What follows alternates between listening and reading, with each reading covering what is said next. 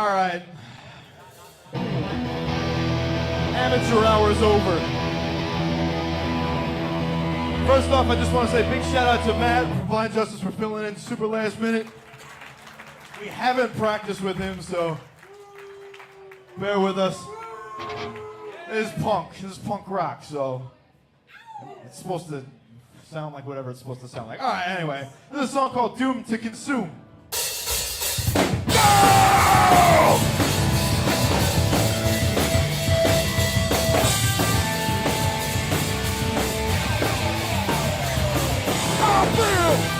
Feel the damage at the back. There's always in the back of my mind, trying to keep track of every point, every rule. I feel the surging of pride. It's always in the back of my mind, trying to keep track of my deep, my God. Cause what kind of person would I be? Pushing aside knees with the swipe of a clutch. Looking for any excuse to buy alter ego. Looking for anything to get represented me. Feel the consequential bad. It's always in the back of my mind. Trying to keep track of every point, every move. It's not, no fail, not coming.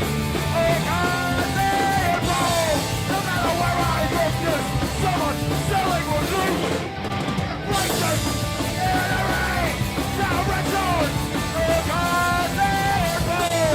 Won't let me go, so I'll have to recognize it. And see us as complacent, knowing us that on it. Until that we're doomed and consumed. We must get that temptation.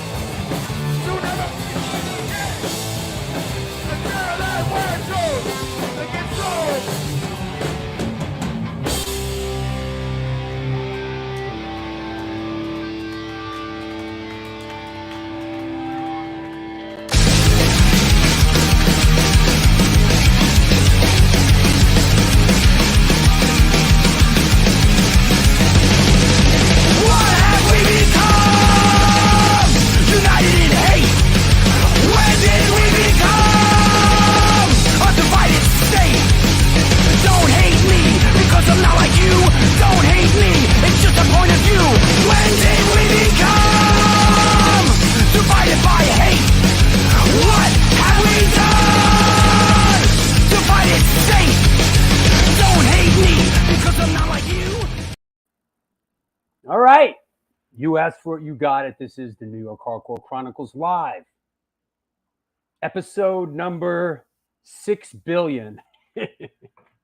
Yeah. How's everybody doing out there? Got a good feeling about today's show.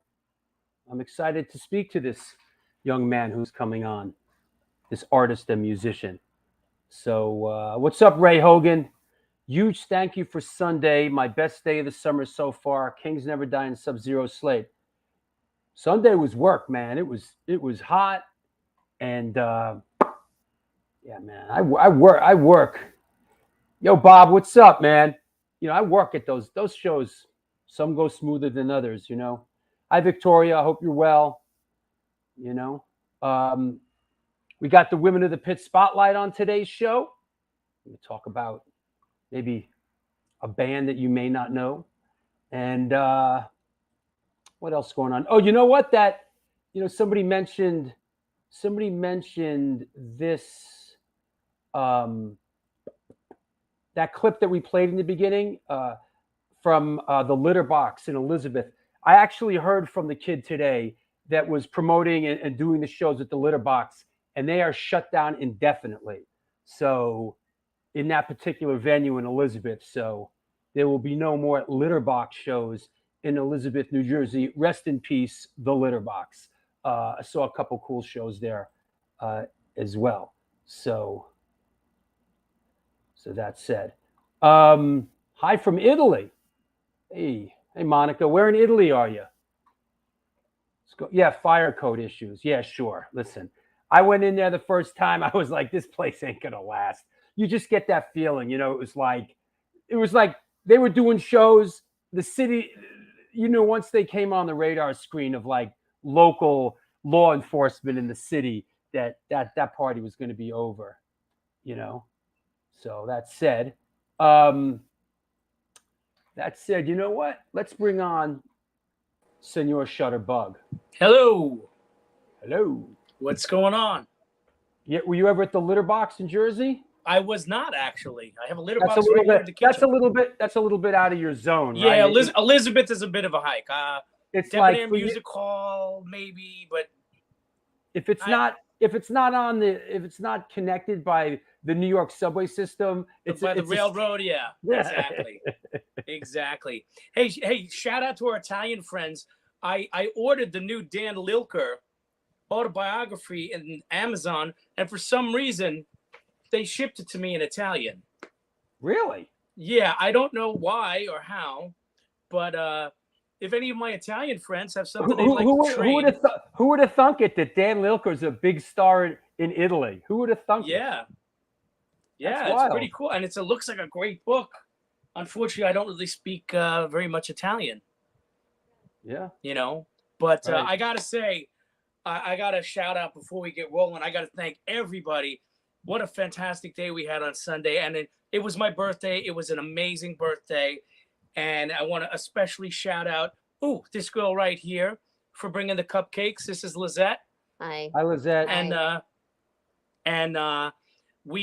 it was the best day. And Lori Dawn and the women of the pit, and check out my birthday card. How cool is this? Come on. Yeah, there you go. This, you know what? When you think that humanity sucks, then you meet nice people and you realize that maybe just some of humanity sucks. Listen, but we got some good people, and it was a great time, and I thank everybody. It was awesome. I really was a great day. Hot as balls, but a fantastic day. It was hot. Yeah, it was hot, for sure and, was. and having to go up and down the stairs, man. Oh yeah. Oh my God. But yeah. but and then it's stressful too. I had to deal with some nonsense, but you know, if it was easy, everyone would be doing it. You know. But we did have those good veggie burritos, though. Actually, what's going to have to end here, I tell you what, and I could say it, I have no compunction about saying it, is the crowd killing at the shows is over. No more crowd killing at the shows. I'm not going to have it. The shows are for everyone. They're not just for 2 or 3 people, you know, who want to, you know, kind of flex. It was a bit much for some reason at this show. There was a couple people that were just super ultra violent, and you know what? It's not that kind of party. And also another thing that's not going to happen anymore is keep your fucking clothes on at the show. It's like, you know, everybody's taking their shirts off in the pit. It's like, yo, this ain't Tompkins Square Park. You know, this ain't the VFW hall. It's like, keep your fucking clothes on and no more crowd killing. Yeah, I know, Heggs. I know it was a bit much on Sunday. It got a little crazy. It's okay. Listen, people want to have a good time. I get it. I was a teenager in the pit once myself, in a foregone era. But you know, it's too much. And someone's going to get hurt, and all the shows are going to get shut down. Can't have it. Yeah, you know? We worked too hard for this to have it be ruined.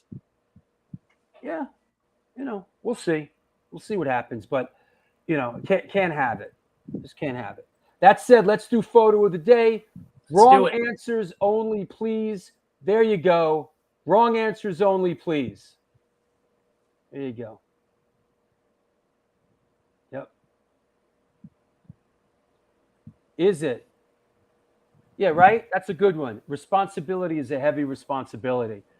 That's true, right. Man. I'm the guy who gets the call. Like, you know, it freaked the club out. That it freaked the club out. Like having a couple kids in there, you know, kung fu fighting, kind of freaked the club out. Is it BB King?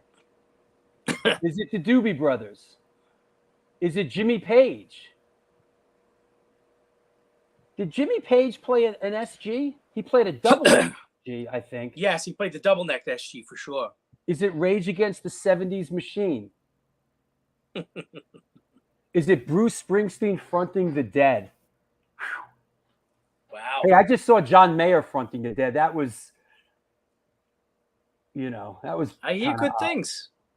Hey, whatever. It's a celebration of the music. Is it Jeff Beck and Johnny Depp? God, they just put a new album out. That's an odd pairing. Like, why would Jeff Beck be playing with Johnny Depp? Like, since when does Jeff Beck need to play with anybody? He's playing with Johnny Depp, For the girls? Is it the Cro-Mags reunited? Is it the Moody Blues? Is it Iron Maiden 3-guitar version? Is it the Cat's pajamas? This dude looks like he is wearing his pajamas. Actually, I think he is. Is it the Shadows? Could be. Is it They Might Be Giants? That's kind of a good. That's a good call. Good one. Is it Billy Joel and Styx? Oh God. Drew's dream show. Is it the elementary school music teachers reunion? Is it Poop in My Bed with Johnny Depp? All right. Enough silliness. Stephen Oswald, my old childhood friend. Is it Hot Tuna? Okay. Right answers only, please. Here we go. Is it? Okay, right answers only, please. Is it the G3 tour? Kind of close. You know what? Kind of close if you look at the dude on the far left and you know who that is. How about the dude playing drums on the right? Anybody know who that is? Anybody know who's playing drums right there? Pretty much one of the most amazing drummers of all time. Is it Steve Vai? Is it Steve Vai? Is it Dweezil? Is it what else? Is it Dweezil? Tell us what it is, bro. Well, so far I see a few right answers there. Is it Zappa? Is it Zappa and Vai? Yes. This is what they called Zappa Plays Zappa. And this was Friday the 13th, 2006. This was the first Zappa Plays Zappa to play New York City back in 2006 with some of the classic Zappa musicians, including Steve Vai on guitar, and that is Terry Bozzio on drums. What you know about Terry Bozzio out there? A lot of people might know another very famous band he played on. Missing Persons. That's right. You know who was Missing Persons? It was basically everyone that was in Zappa's band. It was Terry Bozzio on drums, Patrick O'Hearn on bass, Warren Cucurullo on guitar from Canarsie, Dale, who later ended up in Duran Duran, and Dale Bozzio, who was kind of in Zappa's band as well, and Chuck Wild on keyboards. They were all Zappa alumni who started Missing Persons. That was all like Thingfish era, correct? I mean, Thingfish, kind of coming out of Joe's Garage. Warren Cucurullo played guitar on that kind of coming out of Joe's Garage stuff. Catholic Girls and that was Dale Bozzio, who sort of did the voice in Catholic Girls and all that. Yeah, this was amazing. This was also the first show where they had Frank up on the screen. Yeah, I saw that. And he did the leads and everything, which McCartney just did on his recent tour with John Lennon. He did the same thing. I didn't see that tour with Zappa Plays Zappa, but I saw him a tour or two later, and it was really great. They were playing the backing track, and Frank was like projected playing lead over it. It was really great. Yeah, it was really well done. And but this was seeing him with Steve Vai and Terry Bozzio was really awesome. Well, that's also that's not Scott Tunis on bass, but yeah, this is like it was like Dweezil's dudes. They were the backing band, Oh yeah. And Walter Monster says Terry Bozzio was a shredder. Yeah, he's amazing. What's up, fellas? Happy belated birthday, Steve. Thank you so much. Yeah. Yep. So yeah, and then of course Terry Bozzio, Punky's Whips. They did that big satire on Punky Meadows, you know. So, yep, Punky's Classic. Whips. Yeah, and you know what? We're going to be talking about some Zappa on this show today, so get ready. Let's do the next 4 shows while you're here. Absolutely. Coming up this Sunday shout out day, we have Mr. Don Foos will be on the show. He's got a new book out. He's going to be talking about that.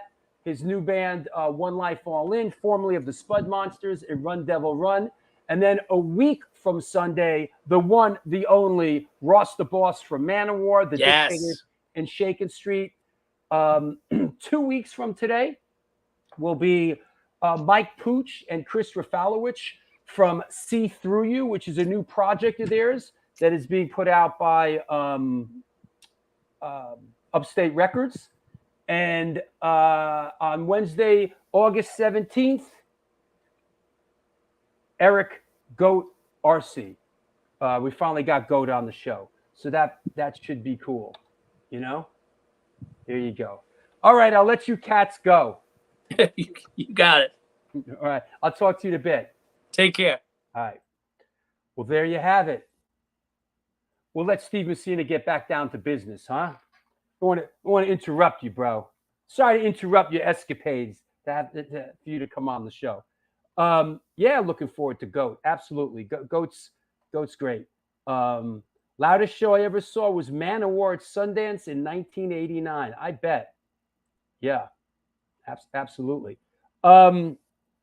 This is the New York Hardcore Chronicles Live, and we are sponsored by New York Hardcore Comics, The Organic Grill, DTFM Vinyl Distro, Generation Records, 126 Hardcore Clothing, Grunge and Grime Soap Company, DeWolf Publishing, and the Texas Silver Rush. It's a jewelry design firm and boutique store located in the birthplace of the Texas country music scene in Fredericksburg, Texas.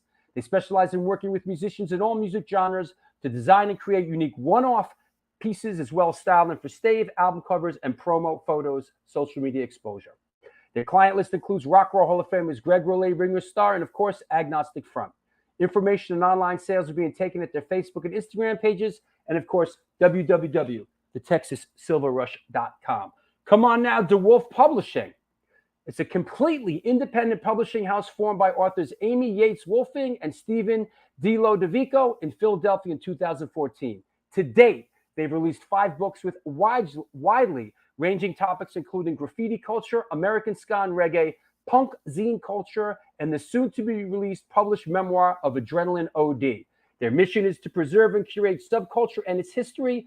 Get your face out of your phone and get into a book at www.dewolf.com. You know, that reminds me, I want to mention, tying in here, AOD is coming to town.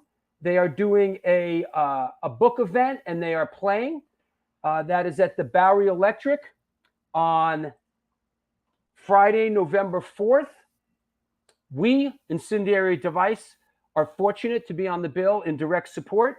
That is Friday, November 4th at our beloved Bowery Electric, celebrating the release of If It's Tuesday, It Must Be Walla Walla, The Wacky History of Adrenaline OD. Tickets are on sale now. Last time they played there, it did sell out. So there you go. Drew, can you please have KRS-One on the show? Absolutely. You got it, hun. I'll take care of it. Absolutely. Sure. We'd love to get KRS-One on the show. You know, we almost had DMC on the show. We had the flyer and everything, and then things sort of went awry. So, but absolutely, Daisha. That's somebody we would love. We'd love to have on the show. How about getting Wayne Kramer? Yeah, how about it? That'd be great. Listen, there's a lot of stuff. There's a lot of stuff going on. You know, I just announced. You know what? Just before we bring our guest on, talk about OGs. Just announced that Yana Chupenko is coming on this old school New York hardcore. She was in PMS, then Wench, Shiny Mama, She's very, very outspoken and articulate. She's in my film, The New York Hardcore Chronicles. She is awesome. And if you haven't seen, or if you don't know, as people are saying, book this one, book that one, we landed the legend himself, Mr. Don Fury, is coming on the show. I mean, this guy, come on now. There's a lot to talk about with Don Fury. So listen, it's the New York Hardcore Chronicles Live. What can I tell you, right? That said, let us bring our guest on. Let's clear the deck. Let me make sure everything's okay. Dennis McNally, I'd love to have him on the show. Yes, John in London. Don Fury coming on the show. Yeah, Jan is going to be great. Ice-T, we've tried, Rap Bones. We've tried Ice-T. It's a tough one. But that said, here we go. Today's guest is an American artist, musician hailing from Long Island, New York. As a musician, he is known for his work with the bands Rule Them All, The Fight, Restless Spirit, Dead Last, Pillars of Ivory, Soda Bomb, Car Chase, Guilty Party, and John the Movie, which is a personal favorite of mine, who I've been listening to quite a bit. He also single-handedly owns and operates the Cauldron of Burgers, which functions as an ever-evolving comic book universe, quarterly zine, publishing company, podcast, and record label. Please welcome, coming at us from Dix Hills, New York, Mr. John Gusman. Buddy! What's going on? How are you? I'm doing great, man. You know, I got my grande Starbucks. I'm having a good time. So. Oh boy, you're in it for the long haul, huh? Oh yeah. How's things in Dix Hills? It's pretty good. I'm actually in the guest room at my mom's house because that's the only place I have Wi-Fi. I live in Huntington now with my girlfriend, but we don't have Wi-Fi because we're both very busy people, and we like to just enjoy our time with each other at home. So. Not so this is where I go to really get stuff done. you know what, that reminds me of something that we spoke about previously, and that's ties in with Wi-Fi and social media. And we were talking, and I read it when I was doing my homework, like basically you kind of called out social media and kind of said like, the phone and social media for an artist like myself is just an incredible distraction. And I really related to that. And you just don't hear that too much from people these days, right? Yeah, I'm not even trying to go on record and say like I'm a no phone guy, because like that's exactly why I said it, because like I'll find myself just in like an Instagram hole or something like that, and I'm just like, what am I doing? What the fuck am I doing right now? I got to get back to work, know. And it upsets me, and and I feel like a lot of the way the culture is going, just not even just society in general, it's so digital based. It's so we're kind of really straying away from why physical media is so great, why being present is so great. I feel like a lot of stuff is vanity, and a lot of stuff is just people only see what you want them to see. It's very fabricated, and as an artist, and as somebody who has been kind of growing up in counterculture, subculture my whole life, it's like I can't help but question that sort of thing. Yeah, and it's one of the things that I think that attracted me to you as an artist is sort of that refreshing take on things, which is, you have your hands in a lot of stuff, you have a great work ethic, and it's one of the things, that attracted me to you is in a certain way, you're like, let the music do the talking, and I'm using that as a general statement. Let the art do the talking, man. And I could dig that. I really like that. It's a refreshing take, because there's so many people that are perversely dictated by the social media elements out there. It's just excruciating. Like, it's cringeworthy. Yeah. A good friend of mine and one of my past collaborators, a guy named Pat Kinlan, who does Drug Church, Self-Defense Family. He does that podcast, Axe to Grind. He's also a published comic book writer. He has a book on Image Comics right now. I take a lot of what he says seriously because, he's a big influence. That's why we became friends. But he talks about how a lot of people nowadays really focus a lot of their energy on shit posting as opposed to taking all of that absurdity, stupidity, and putting it into something, a great story or a great, comic or a great piece of work, and I'm a funny guy. Like, I'm a certified funny guy, and I take pride in that sort of thing. So I don't need people to like see that side of me. I'd rather put that into, things that I really care about and things that I can create, with my hands, Yeah. And I like that a lot. And Ray Hogan asks, and we're going to get into this, but let's set the table. But what's the painting in the background? All right, I gotta take. Do you want me to bring it up closer? I gotta take my headphones off and then go grab it. Or I mean, You know what? Let's go there, man. Let's go there. All right, I'm gonna do it. I'll be right back. I'm not gonna hear anything for 3 seconds. Hold on. It's gonna be that kind of a show. We're just yeah. We're gonna go wherever the horse leads us with this one. So this guy's great. This is gonna be fun. So this is a paint senior exhibition that I did back in college. It's called "There's Still a Smoke Section in My Dreams." And it was I had a dream about, it was a really fucked up dream that I had about just being in a movie theater. And there was just this really decrepit old lady smoking. She was wearing a red dress and smoking and just like in the movie theater. And I was looking to make as many paintings as humanly possible for this exhibition, which was called Burger Salon. And I just decided, I'm like, that would be perfect. I had this canvas here. It's I don't even know what size it is anymore. It's like I totally forget, because this was like 2 years ago or so. But yeah. So we're going down the art rabbit hole a bit. And, all right. Yeah. So how you know what? Maybe we shouldn't go there. You know what? Let's not go there just yet. Let's set the table a little bit. How did you come up? Did you grow up in a musical household? Did you grow up in art? How were you exposed to art? Tell us a little bit about how you came up. So I definitely was always exposed to creativity in some way, one way or another. Mm-hmm. So growing up in, Dix Hills, I was right on the line of Straight Path and Deer Park Avenue. It's mm-hmm. just, it's a very typical, blue collar, regular upper middle class town, and I not that I was never like I wasn't like an antisocial like weirdo, but I always knew that I was very different than a lot of the people around me. And a lot of that was because, so my mom's side of the family was all very classically and jazz trained musicians. My mom is a singer. Two of my uncles were, one of my uncles was a world-class keyboard player. He mainly played in the church. My other uncle was, he dabbled in keyboard, still does it. The other uncle is a also world-class saxophone player. So a lot of that stuff was really, I was always around it.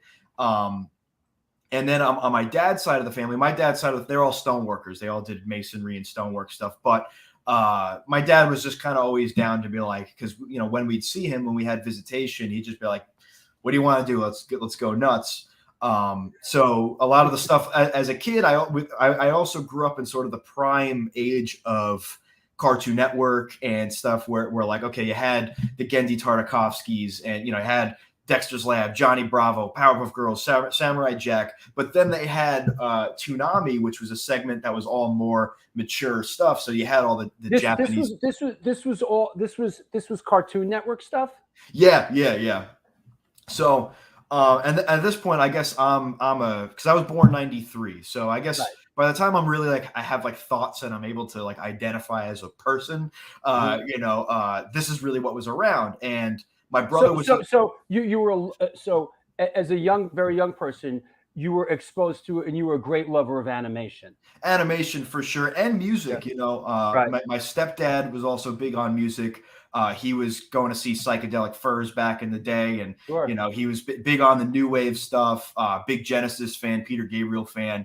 So the music was always around, and creativity in general was always around. My brother was a skateboarder from a pretty early age. So, and especially at that time, it was very rich in like punk culture and art in general. Mm-hmm. So, and just subculture. So as a kid growing up, I really, I just I was a big sponge for everything. And, with animation, so there was a show called Dragon Ball Z that was like one of my favorite shows, and you could ask my mom. I if I missed it coming home from school, I'd have like something of a mental breakdown. Like that, they'd have to call the priest on me to you know. So there was that show, and you know, when my dad was living in Brooklyn, there was a Blockbuster nearby. So on the weekends, we would go to Blockbuster, and we'd be like, "Hey, Dad, can we get this Dragon Ball Z tape?" He just goes, "Sure." And like, "Dad, can we also get this tape?" Which usually was some kind of really graphic, really mature other Japanese animation. And you know, my dad being a stone worker from Little Neck, Queens, he looks at both. He goes, "What the fuck's the difference?" And he's like, "Yeah, sure." So you know what I'm saying? So you know, there would be things like Dragon Ball Z, but then there would be like Blood the Last Vampire, or Vampire Wars, or Ninja Scroll, or stuff where people are getting slaughtered, and you see all of it. And I'm 5 years old, just like you know, but that's cool. Yeah, and that's cool that I can relate to that, because I grew up, you know, my parents split, you know, when I was very young, and when we would spend time with our dad, which was, you know, Wednesday nights and Sundays or whatever. Yeah. Part of what we did, like almost every Sunday, was we would go to the movies. So like part of like the ritual of being with my dad was going to the movies. And as a young person, I saw a lot of movies, and a lot of movies that maybe weren't the most appropriate for a young person my age, but that's what you did. You went to the movies. So at a young age, I'm seeing a lot of these, you know, 70s movies, you know, like, yeah. You know, but I think that being part of sort of the routine and culture of for you and I growing up, you know, between mom and dad, two separate, you know, I can relate to that. Yeah, definitely. You know, and I think a lot of my earliest introductions to, you know, aggressive music in general. I remember like there was a place called the Creek in the Cave in Long Island City that used to be called Willow Creek, and it was a taco place, and that was where I arguably heard my first like real punk song. And I must have been 8 or 9 years old, and I remember the melody. So when I guess got older and I was really researching, really when I'm going down the rabbit hole, I'm like, what was that song? And I Googled it. It was "We Are the One" by the Avengers. Oh wow! And I was like I remember that chorus for like years before, you know, so between my brother being a skateboarder, you know, one of the things that we would do is go to the skate park. So they were always constantly playing, you know, all kinds of punk and metal and rap and stuff. I remember my brother also used to get like 411 Video Mag, which was like the skateboarding, I guess like VHS tapes. There was things like I remember hearing there's the Black Label commercials. And at the end, they sampled Ian MacKaye going, "Do you fucking get it?" in my eyes. So I remember hearing that. And then when I really got into punk and hardcore as a teenager, I remember hearing that and be like, oh, that's, you know, like that was that's sort of that. Yeah, you know, connecting the dots. Yeah, you know, so, you know, it was sort of really a no-brainer. And especially, like I said, where I grew up was, you know, it's just a lot of people didn't really like the things that I liked. And it was cool because I always had this little pocket of this thing that I really enjoyed, whether it was like sort of animation or comic books or superheroes or cartoons or crazy music or wrestling, you know, stuff like pro wrestling. Yeah. I can relate as a young person. Yeah. Wrestling and comic books, you know? Yeah. You know, you know, just out of curiosity, early comic book illustrators that influenced you, that you loved, early comic books or you know, early pencilers? So Todd McFarlane was a big one for me. Me and my brother, we had actually we used to go to 7-Eleven and buy comics. Me and my, like, it would be actually coming home from my dad's house was usually Sure. It was 7-Eleven. You get a Slim Jim and a comic book. So I actually still have it. It's Spawn #8. I think one of the original, like, you know, the original runs from that time. So Todd McFarlane was a big one for me. Sure. I can almost see that in your work. Honestly, yeah. Let me get a piece of your work up here. Let's see. Yeah, I mean this is pretty.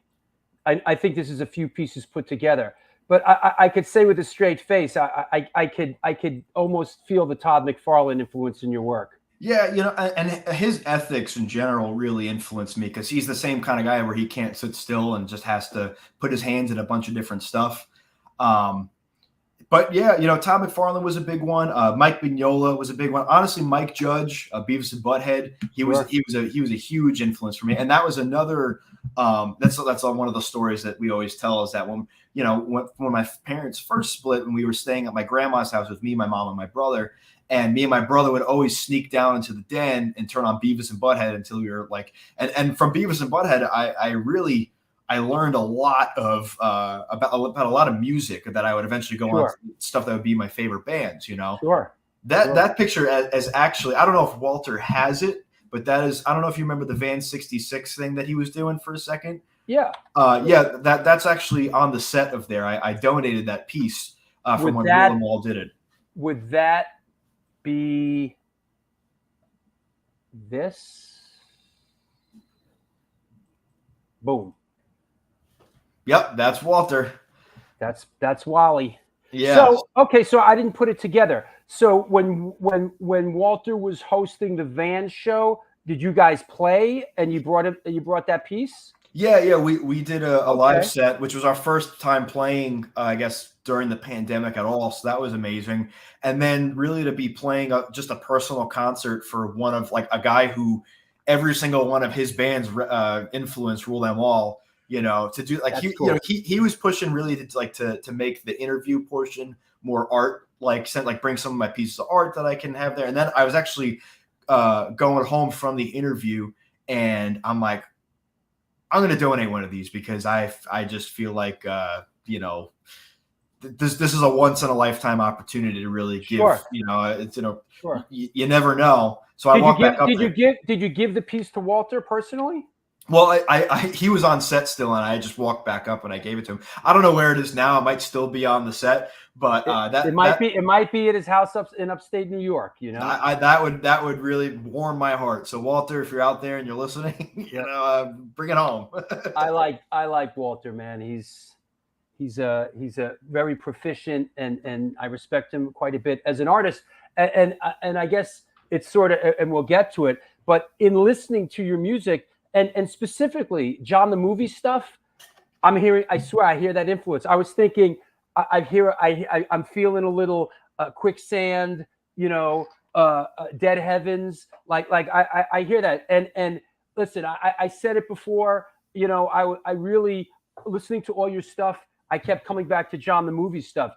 I really like your sense of melody. And I think you really have a nice voice, bro. I appreciate that, and personally, if it were up to me, as a certified short guy, I would sing like Dio if I had the range. But so the fact that you like my voice, and I've gotten a lot of compliments on my voice, so that really that warms my heart, and I really appreciate that. And it's funny too because people do oftentimes when they hear John the Movie reference back to a lot of New York hardcore. People have compared it to Supertouch before. Yeah, I can see that. Yeah. I'm happy about that because with that project, I really wanted to express my love for prog rock and psych rock, but still have it be a fun, just energetic edge to it. So the fact that people hear a lot of that alternative metal, because that's a huge influence on me as well. Sure. a lot of that whole era. Well, let's talk about early music influences and how did how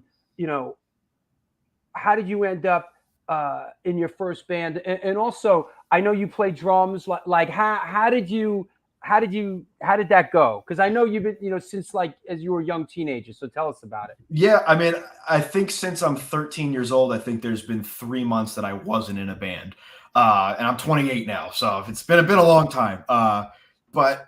So I actually started as a saxophone player because in New York,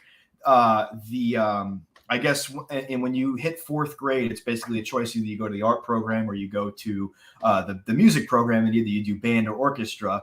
And I guess I just, because I was in such a musical family and music was such a big part of my life, I figured I'd go try music. And at first I wanted to play bass clarinet because I thought it looked cool. And then my mom was kind of like, and I think there wasn't any slots available for that. So alto saxophone was available. She's like, your Uncle Ron can teach you, and I think it'll be a nice thing. And I really have to say that whole part of my life of being in concert band, being in jazz band. I was very good at the saxophone. Like there's a program called NYSMA, which is sort of like a statewide grading program for musicians. I went to the highest level and I got like a 98 out of 100. I was very good.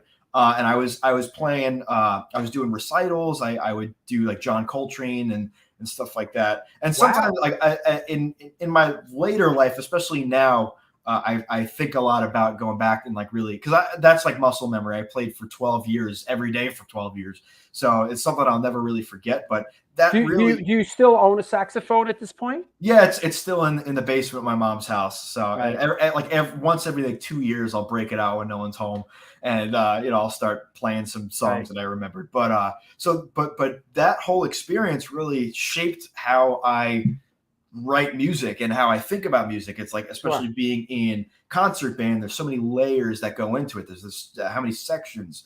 So I guess because of that, I really was drawn to musicianship as a young, I guess, whippersnapper.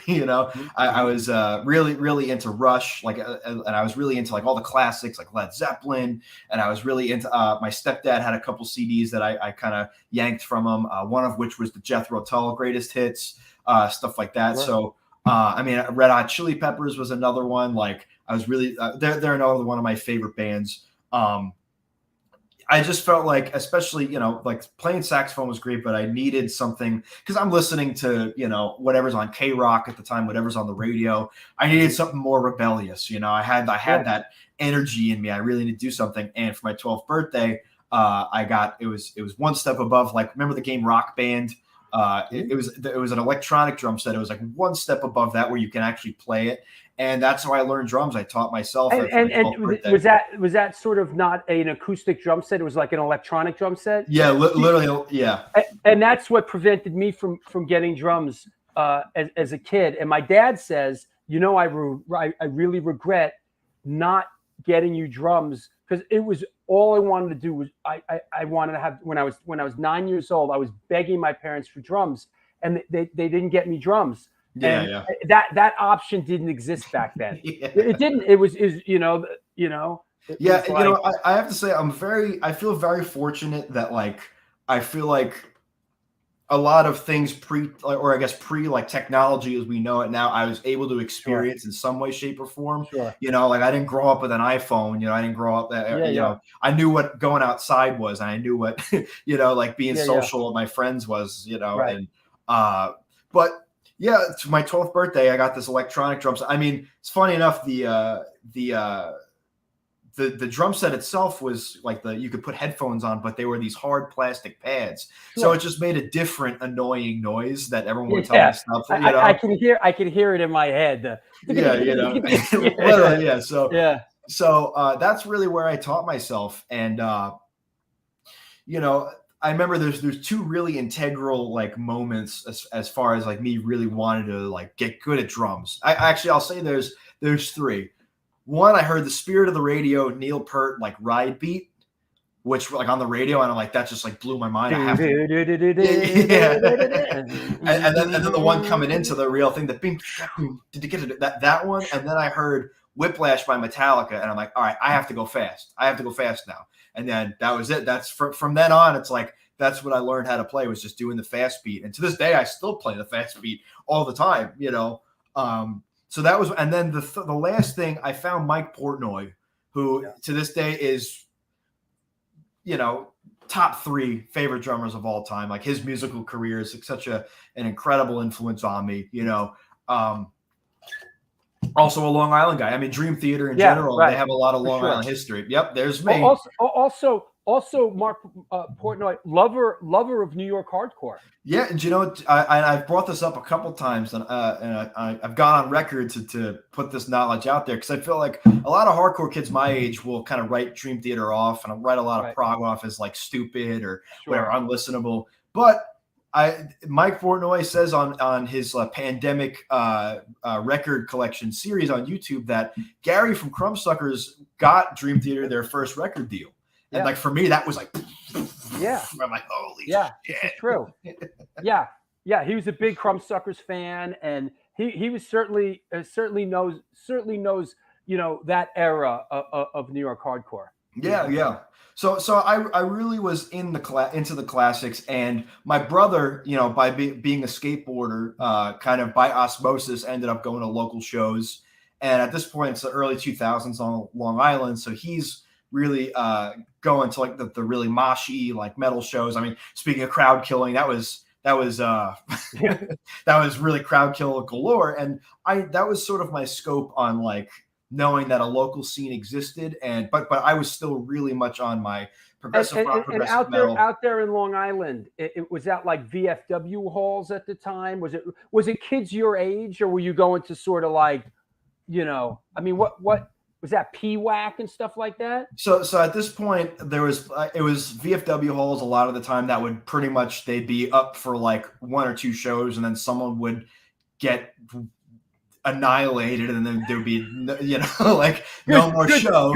Good use of the word. Yeah, and then there'd be no more show, and then there was a couple places. There's Finn's Pub, which is now Shaker's Pub, which is still has shows, and then VP South at the time, which is now Amityville Music Hall. Oh wow, what was it called before? Village Pub South is what it was called. No kidding, I did not know that. I did not know that. So, and then there was places like Ollie's Point, which became Revolution, and then there was places like Club Medicine, Molly Bloom Student. These weren't places I ever went to. They shut down before I really started going to shows. But I knew that's like how I knew that there was something like that out there. And at the time, I'm 12, 13 years old at this point, and I'm really in my, just really getting into music and my classic rock era. I liked some punk, but I really was moving more towards the metal, like progressive metal, power metal, all that thrash metal, all that kind of stuff. And what was your first band? When was the first time you played in front of people? And were you playing drums or singing? So I'm a drummer first. So I was playing drums. We had me and my three best buddies. Pretty much we were the only kids in school that played music. We had a band that had a billion names, but we were called the actual name that stuck was Agony and Ecstasy. And that was sort of like a love it. Yeah, it was like a progressive, but like really progressive, like anything goes kind of band. Really where like when you're in a band and just like anybody who has any idea, let's just play it and see what happens. So we had Metallica parts, we had Odd Time parts, we had funk parts because we loved like Faith No More and Mr. Bungle and like stuff like that. So we were really like sponges for music at the time, and we'd send each other all kinds of music. And for a while that was and it would be probably when I'm I guess 15 or 16 years old, like that I had a scope on classic hardcore, classic punk, and but I didn't like it because, like I said, I at the time I was still really in like my musicianship kind of stuff, and I didn't understand simplicity. I'm like, oh well, that guy sounds like he's got problems, I'm gonna go back to listening to, I don't know, some kind of like Dio or Sabbath or something like that. I'm going to go listen to some guy singing about being on a mountain with some mushrooms or something, I'm the man on the silver. So it wasn't actually, I'd say there's a few things that really started really opening up my taste to that sort of thing. One of which I had a friend who was showing me Bad Brains all the time, Minor Threat, Fugazi, Gorilla Biscuits. He was a lot more of like a punk guy, and he was just like, what did he say? He was just like, you got to check this out. I'm like, dude, that sucks. This guy sounds like an idiot, whatever. Yeah. But he would always send me stuff, and it would always be on my iTunes. And one album that actually stuck and really started my crossover was How I Laugh Tomorrow, If I Can't Smile Today by Suicidal Tendencies. And I was like, wait, these guys can play, but they're still playing hardcore. And that really started the changeover. An interesting note on that record, by the way, the bass player, Bob Heathcote, just passed away, and I saw that. Yeah, and it was and just looking at the chronologically, he played on that record and the EP they did after that. I forgot what it was called, Feel Like Shit or whatever. There was like an EP after that. He just played on those two releases, which even for me too, were just pretty influential. Those. How Will I Laugh? It was just incredible record, man. And the production's great. The playing's great. That's a great. Yeah, everyone's like, my favorite I can't. Rest in peace, Bob Heathcote. But that record, that was an incredibly. You talk about crossover. We talk about crossover records a lot. I talk about it in the New York Hardcore Chronicles film. But this is even beyond initial first there's the initial crossover, but this is like when it went to the next level with a band and a record like that. That really brought the hardcore kids, and the metal kids together, man. That was an important record. Yeah, and that, like, for me, I remember just like hearing like Trip at the Brain, and I'm like getting my mind just like, and so that really started my crossover. And then that's really when I started wanting to be like, all right, I want to maybe try and make something a little simpler, a little more focused. And so one of the other guys from that my Agony and Ecstasy wanted to do that as well, because around this time we actually went to our first local show, which Abbas Mohammed, who is the original drummer of Rule Them All, also played in Burn on that Do or Die record. Is that right? Yeah, he was in Burn for a short minute. But he also went to my high school, so it's like we have this funny. What was that? Huntington High School? It was a Half Hollow Hills. That was the name of the school district, and it was me, Abbas, and Taekwon of Sworn Enemy. We all went to high school together. We were like the three good drummers in high school. Wow. So we have this little funny connection. But Abbas wasn't in my school. He went to my district, then he went away for a second to another district. Then we became friends on Facebook, and eventually we became friends. And he's just like, hey, listen, man, like I'm coming back to the district. Like I want to hang out. I want to be friends. And I know you like crazy music, so I want like to bring you to a hardcore show. And he sent me a bunch of contemporary stuff. So this is around 2009, a couple weeks into my junior year is his sophomore year. He ended up saying, all right, there's a show at VP South this weekend. Let's go. And I'm like, okay. And that was what's it called? That was the Backtrack Deal with the Devil 7-inch record release. So Incendiary opened that show. Then it was Cruel Hand. Oh no, Naysayer, Cruel Hand, Title Fight, and then Backtrack. So that for me, like I was like, that's not Long Island represent. Yeah. Right? So that was really like a very integral moment that like because I knew about my brothers, the Machi beatdown sort of stuff, but I didn't know that there was something more in line with what I was really into. And at that point, I think it might have been like a week later. I found my old friend who was sending me all those stuff that I had on my thing. I remember just listening to my iPod one day, and Big Takeover by Bad Brains came on, and that's just when everything clicked. And I'm like, okay, like my eyes just shot white, and I was just like, this is insane, And what came first? Restless Spirit, Rule Them All. Like, what was the first of those bands? So that we had Guilty Party, which that was like in around that time. I really wanted to start like a melodic or more melodic hardcore band. So that kind of sounded more like Lifetime, and like we had like just like fast chords and stuff. I mean, I think a little propaganda influence in there. We were still all over the place. And then actually from that band, I joined Soda Bomb, which was another band that was in my high school, but they were a lot more on like the indie lo-fi side of things. And Soda Bomb really took over my life from like 2012 to 2016. And we were doing the super DIY thing. We were doing playing basements all over the Northeast. That was the band. Like, I just got a job so that I could tour with that band. And then eventually we got to a point where we were like in talks with like major indie labels and stuff. And so like that was, and that was a band, like it had a punk edge to it. It was like kind of like Built to Spill, but like if they wanted to go super fast sort of thing. It was a strange sort of mix of things. And that band really was like, all right, this is it. This is going to be my life for the next foreseeable future. Like we're doing it, where we got all the things we need, managers, agents. And then the band thing happened where one guy's doing drugs, this guy's doing, no one gave a shit. And then it kind of crumbled. And I'm like, fuck, like really. Welcome to the world of fucking rock and roll. And I'm like, that's what it is. My biggest fear I became, but then like, sometime later, like a couple of weeks, months later, after I quit that band because we had lost really everything, I was just like, wait, I don't have to fucking stop. Why would I Right. stop?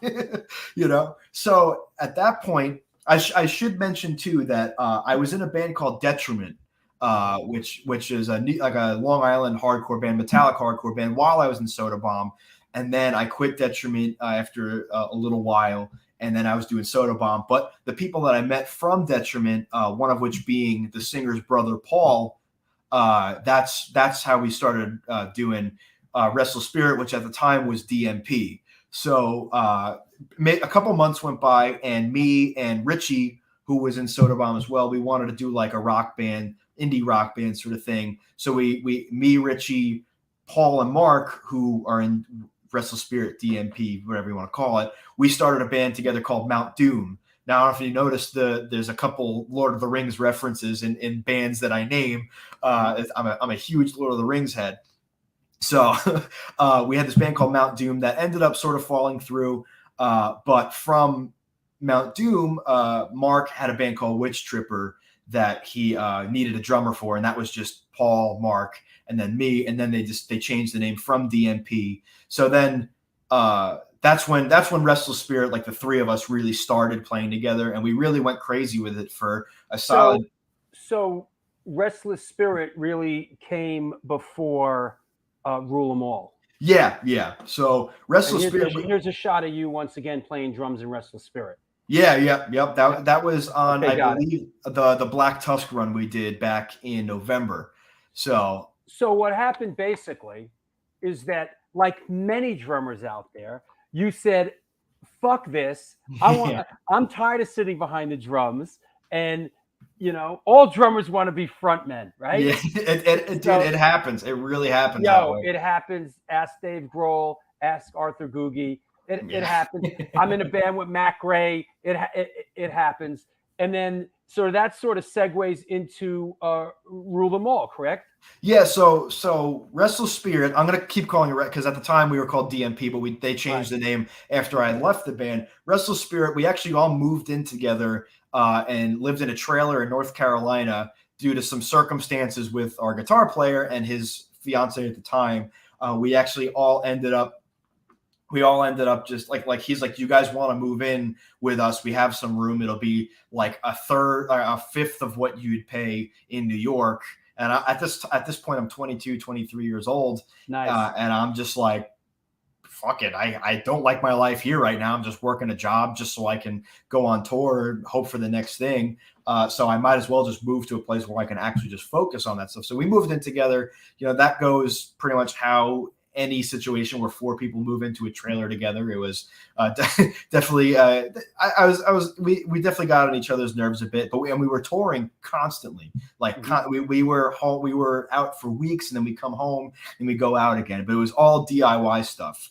And at a certain point, I realized, I really didn't take time to process what happened with Soda Bomb. So I think a lot of things came to a head for me, and I was like, I don't really want to do it this way anymore. And I'd be lying to myself and all of these guys if I just kept going on this way. So they ended up moving out of the trailer. I ended up moving back home because I got my old job back. Like, everyone heard I was coming home, and they were like, "Hey, let's get John back," because, he always did a good job. So I was like, all right, there's opportunity for me here. So I came home and I decided to go back to school. And that's when I went to art school. I went to Old Westbury, but I didn't want to stop playing in bands. And that's when me and Richie kind of came back together, and we're like, we were going to Rule 'Em All was supposed to be sort of like a sub pop, dirty rock, sort of like Jesus Lizard, kind of that band Mets. It was supposed to be like that. And I was going to play drums and sing. But then one day Richie was just like, well, I kind of want to do like a Revolution Summer band mixed with like New York hardcore groove kind of stuff, like Dag Nasty meets Super Touch sort of thing. And I'm like, all right, well, what do you want to do? And he goes, well, why don't you play drums on the demo, and we'll record everything ourselves, we'll write everything ourselves, and then we'll put out the demo and see if we can get a band together. So, and then he's like, well, also, I don't want you to sing and play drums. I want you to just be a front man. You'll probably be pretty good at it. So that's when I started really doing vocals, and that's Rule 'Em All was really where that started, and I had a blast doing it. And it was a way different release than playing drums. Like, just it's hitting stuff as opposed to just screaming your head off for 25 minutes is two very different releases, Yeah, they are two different releases, but you realize in a lot of ways, some of these bass players and some guitar really kind of have it pretty easy up there. Oh yeah, yeah. I do, especially from doing John the Movie. Like we played a show back in April. That was the first show of us doing that, and I sang and played guitar. And I was like, you know what? I always hear people bitching about that sort of thing, and I'm like, this was fun. I had a blast compared to what I usually have to do. You know. Yeah. Hey, I got to do a sponsor shout out here and do some sponsor stuff and announce some upcoming shows. Let's take a little break, and when we come back, we'll bring on Women of the Pit, Lori and Gina, and we'll talk about some music, and we will keep going in our quest. All right? Hell yeah. See you in a few.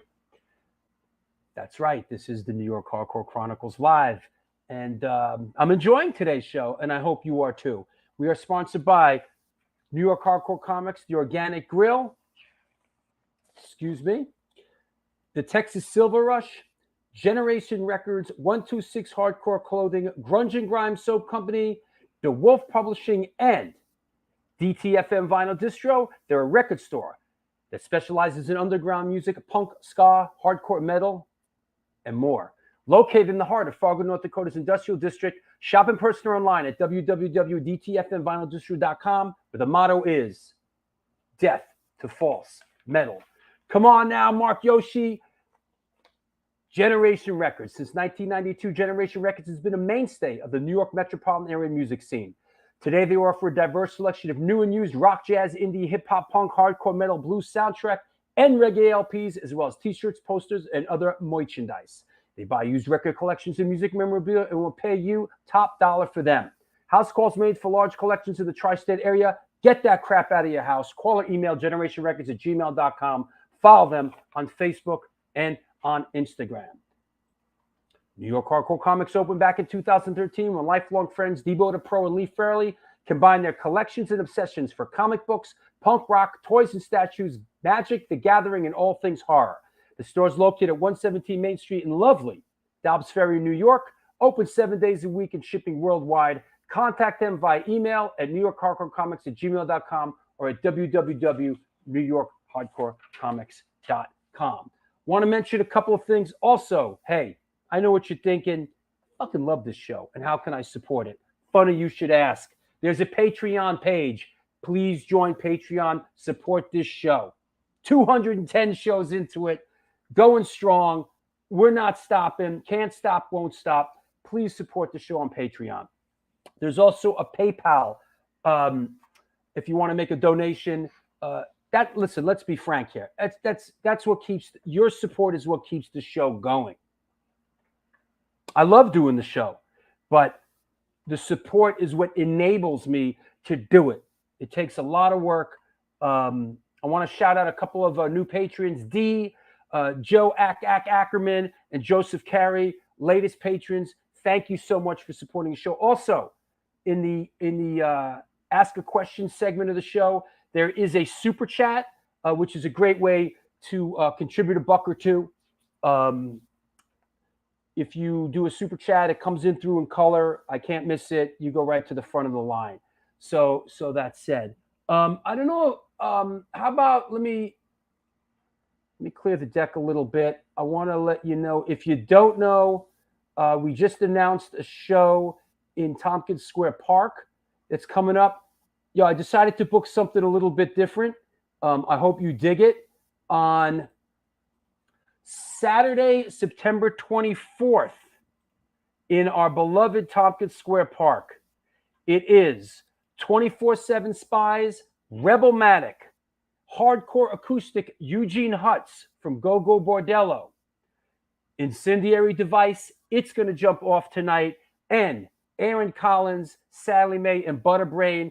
It is free. It is in Tompkins Square Park. Mixed it up a little bit. Come on now, 24/7 Spies and Rebelmatic in Tompkins Square Park. That's gonna be pretty great. Also want to mention a little, not to be too self-indulgent, coming up upstate New York. We, as an Incendiary Device, ID, we're playing with Madball, Death Before Dishonor, Wrong Move, Downswing, and the Pride of Staten Island, Cropsey, at Empire Underground. That is coming up. I think it's 2 weeks from Friday, right? August 12th. Looking forward to seeing Bob Riley and all our upstate friends. If you're in the upstate area, please come through. We would love to see you. Incendiary Device is getting out, and we are playing some shows. What else? I think I touched on a lot. The AOD show, Bowery Electric show. That's kind of a segue to Women of the Pit. Let me just say, let me just set it up. Let me set it up. Women of the Pit Spotlight. There it is. Coming up on Sunday, August 14th, Women of the Pit, in conjunction with the New York Hardcore Chronicles, proudly presents the Run Amok Fest with RBNX, United Blood NYC, Necrotic Society, Damn Your Eyes, the Car Bomb Parade, Enrage, and Leeway. Let's bring our friends on from Women of the Pit, Gina and Lori Dawn. Hi. Hello. Hello. Hey, everyone. Hey, shout out to all the Women of the Pit out there. Elisa, we know you're watching. Are you guys kind of excited? This is the next one we got coming up, right? Hell yeah, yeah, really excited. So I'm coming down from Cape Cod for it again. I was there on Sunday. It was great. So yeah, I saw Phil from RBNX. He was there on Sunday also. He comes down a lot, so that's really cool. Phil was there. Of course, Sid was there, and the singer of United Blood, Brian was there. Yep. Mike, the drummer for Car Bomb, was there. Yeah, he always shows up. Now we're doing upstairs and downstairs for this. It's like a real fest. Oh yeah, it's going to be really, really good. I'm bringing the spray bottle again too. So if anybody, right. I'll be providing free spritz. That went over well, Lori. Yeah, you seemed a little tired at the show. It's a lot, Lori, huh? I know. It's running around spritzing people all day. Yeah. Peg says it was great seeing everyone. Daisha, you coming down? Good. We're looking forward to seeing you.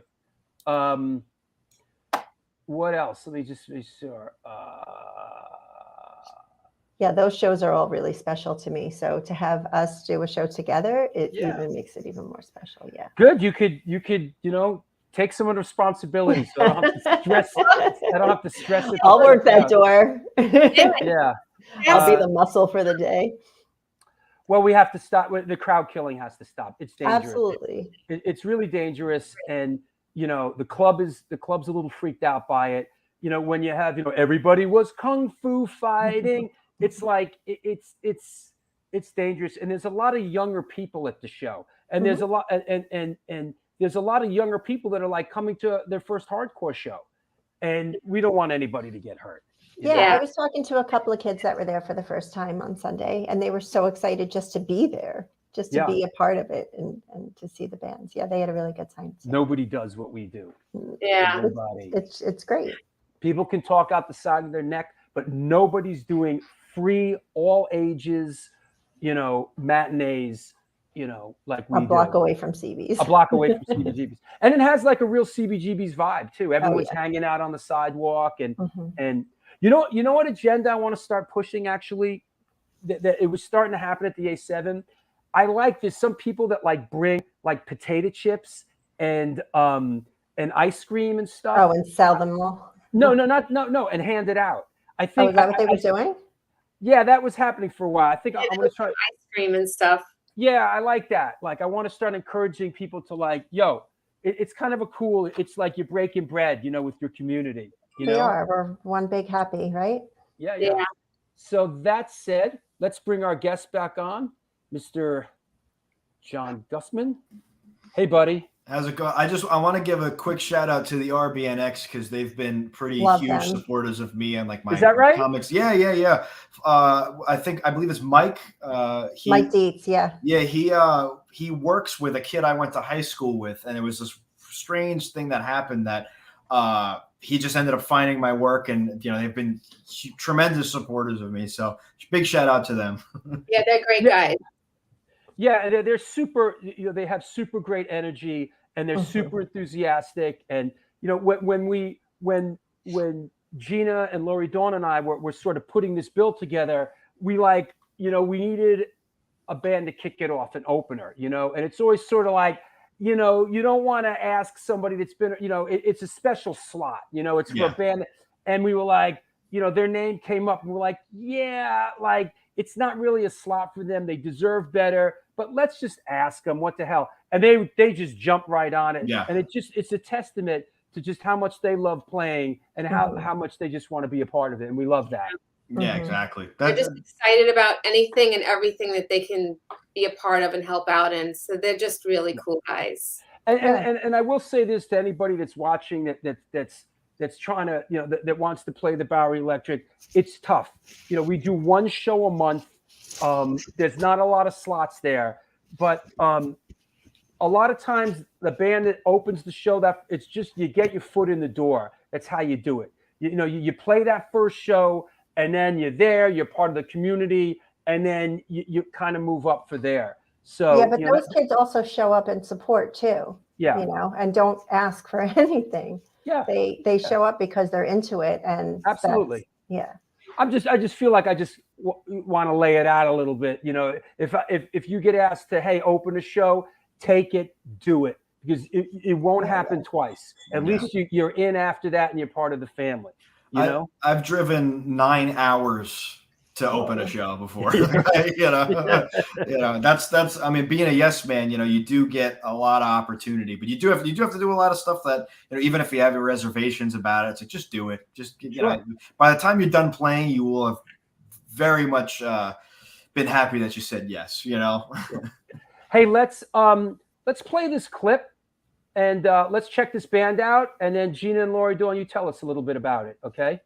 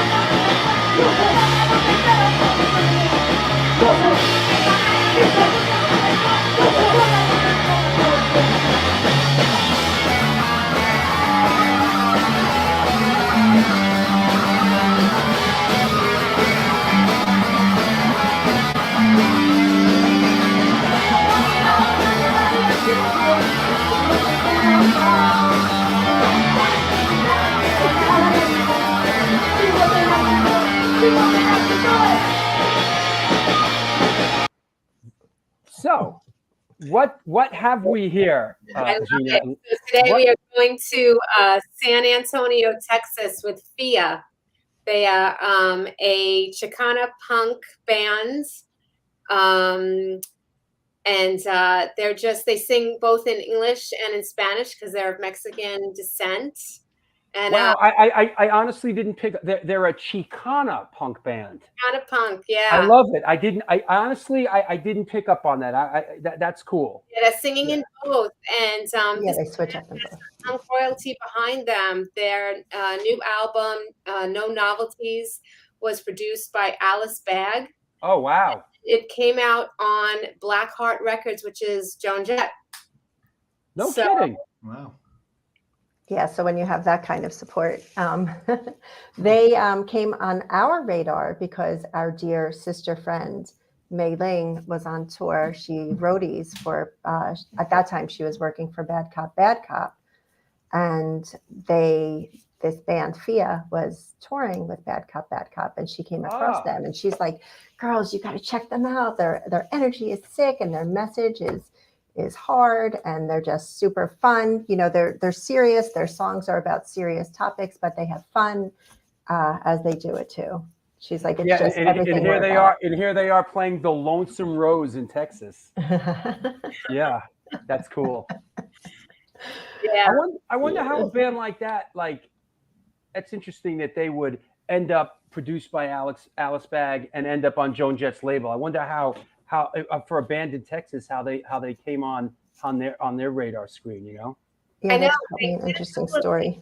Actually, with Joan Jett on her tour as well. So Oh, they were on Joan Jett's tour? yeah. Oh, okay. So, and they also kind of got some attention from Iggy Pop. He was asked recently in Rolling Stone, hey, what new punk band do you listen to? And he's like, oh yeah, a band called Fia, and he said he liked them because they were raunchy, extreme packaging, all that. That's a good punk band. I mean, like, Raw, gritty, and funny. not your band, Texas is also a really surprisingly very good place to play music, especially with things like South by Southwest that are always going on. There's a lot of fests that happen in Texas. Yeah. Mm-hmm. So, and they I feel like a lot of people get it twisted that you don't have to be that good at your instrument to play punk. And, but these people, they're just all super tight. And it's awesome. Like I was going to say that a band is only as good as their drummer, and their drummer's awesome, especially for that style, just really driving, punk rock, So that's, I mean, really cool stuff. They're all great musicians. And, that was one of the things that kind of frustrates them a little bit, because they're like, we could be as good as you possibly can at your instrument. We're still judged on the way that we look, which is why they called themselves Fia. Yeah, they actually have a song called Girl Band, which basically addresses that very thing. Like, that they're not just a novelty. They actually have talents and can play. Michelle Monona, our good friend and great photographer, another amazing Texas Chicano band is this band I've heard of, Pinata Protest. Yeah. The punk in Mexico and Texas is alive and well and fire. Yeah. Fia translates to ugly, apparently. Yes. Yeah. Well, ugly girl. FEA is ugly girl. But they also say, right? Yeah, they also say it could all be ephemeral. Yeah. Okay. Yeah. It's an interesting thing, too, because now, we're at a point, I guess, in time, especially with music, where everything's super progressive, where people still say female fronted, especially when there's just like a girl singer or something like that, instead of just saying the band, like as if female fronted is a genre or some kind of I don't know, other type of band, Well, thank you for recognizing that, John. I appreciate that. I think, pay attention. Very cool. Thank you. I think part of that is I think it's a generational thing. A lot of it. I know how my dad's gonna be 90. I'm a little bit older than you guys, and I think a lot of that is generational. And as generations are coming up, I think the vernacular changes a little bit. Like I know for me, sometimes I feel awkward. Like I'm not sure how to I don't want to say label something, but I'm sort of a little bit older, so I'm like, I know what it used to be, so I think that for some people there's sort of an awkward landscape right now, and I can attest to that personally.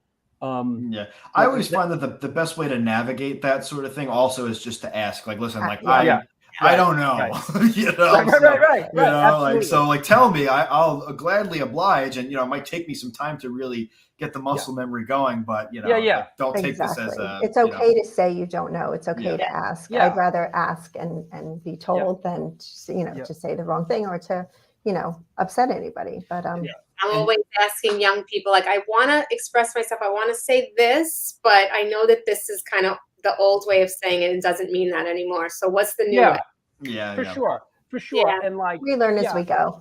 Mm-hmm. Yeah, and certain things like my godfather is Italian, old school, and there's no sort of no insult meant or anything, but he calls everyone like dear, everyone's dear and stuff like that, and he is a kind soul, but and I well, to him that's showing respect, right? But right, exactly. Yeah, that's kind of what I mean. That's what I kind of mean, and like that's not exactly working these days, So, well, it's interesting too. I had this conversation semi-recently that, and I guess this band came up a few times where it's like there was a big controversy with Bikini Kill back when they started doing their reunions. Basically, people were trying to say that they're I mean, like they were transphobic or something like that because they were just so pro women, you know. And it's like, no, like for the time they were super progressive, like, you know, from like, you know. But it's you have to respect that and also understand, like, you know, yeah, maybe their message won't translate to a kid who, you know, grew up on Twitter and got all their, you know, their beliefs from Twitter, you know. And people, I think, just have to understand that progress takes time. You know, it's like, you know, if we had a hypno ray to just get everybody to think the same way, then, you know, it would make things easier. But, you know, it's interesting to think about how like progress works, in that like there's things that were wildly progressive for the time that are kind of dated now, you know. Hey, I'm sorry, go ahead. So that's what I like about this band, Fia. Like their lyrics are very serious, but they have a fun way of bringing them across. So they're approachable, you know. Yeah. So, and I think that's what we need, just approachableness and understanding, and we're all learning together, you know. Mm-hmm. We're trying. Yeah. I want to, you know, while you guys are on here, and John, I want to talk about. Now, Lori, you grew up in Long Island, right? Yeah, Massapequa. All the Long Island people.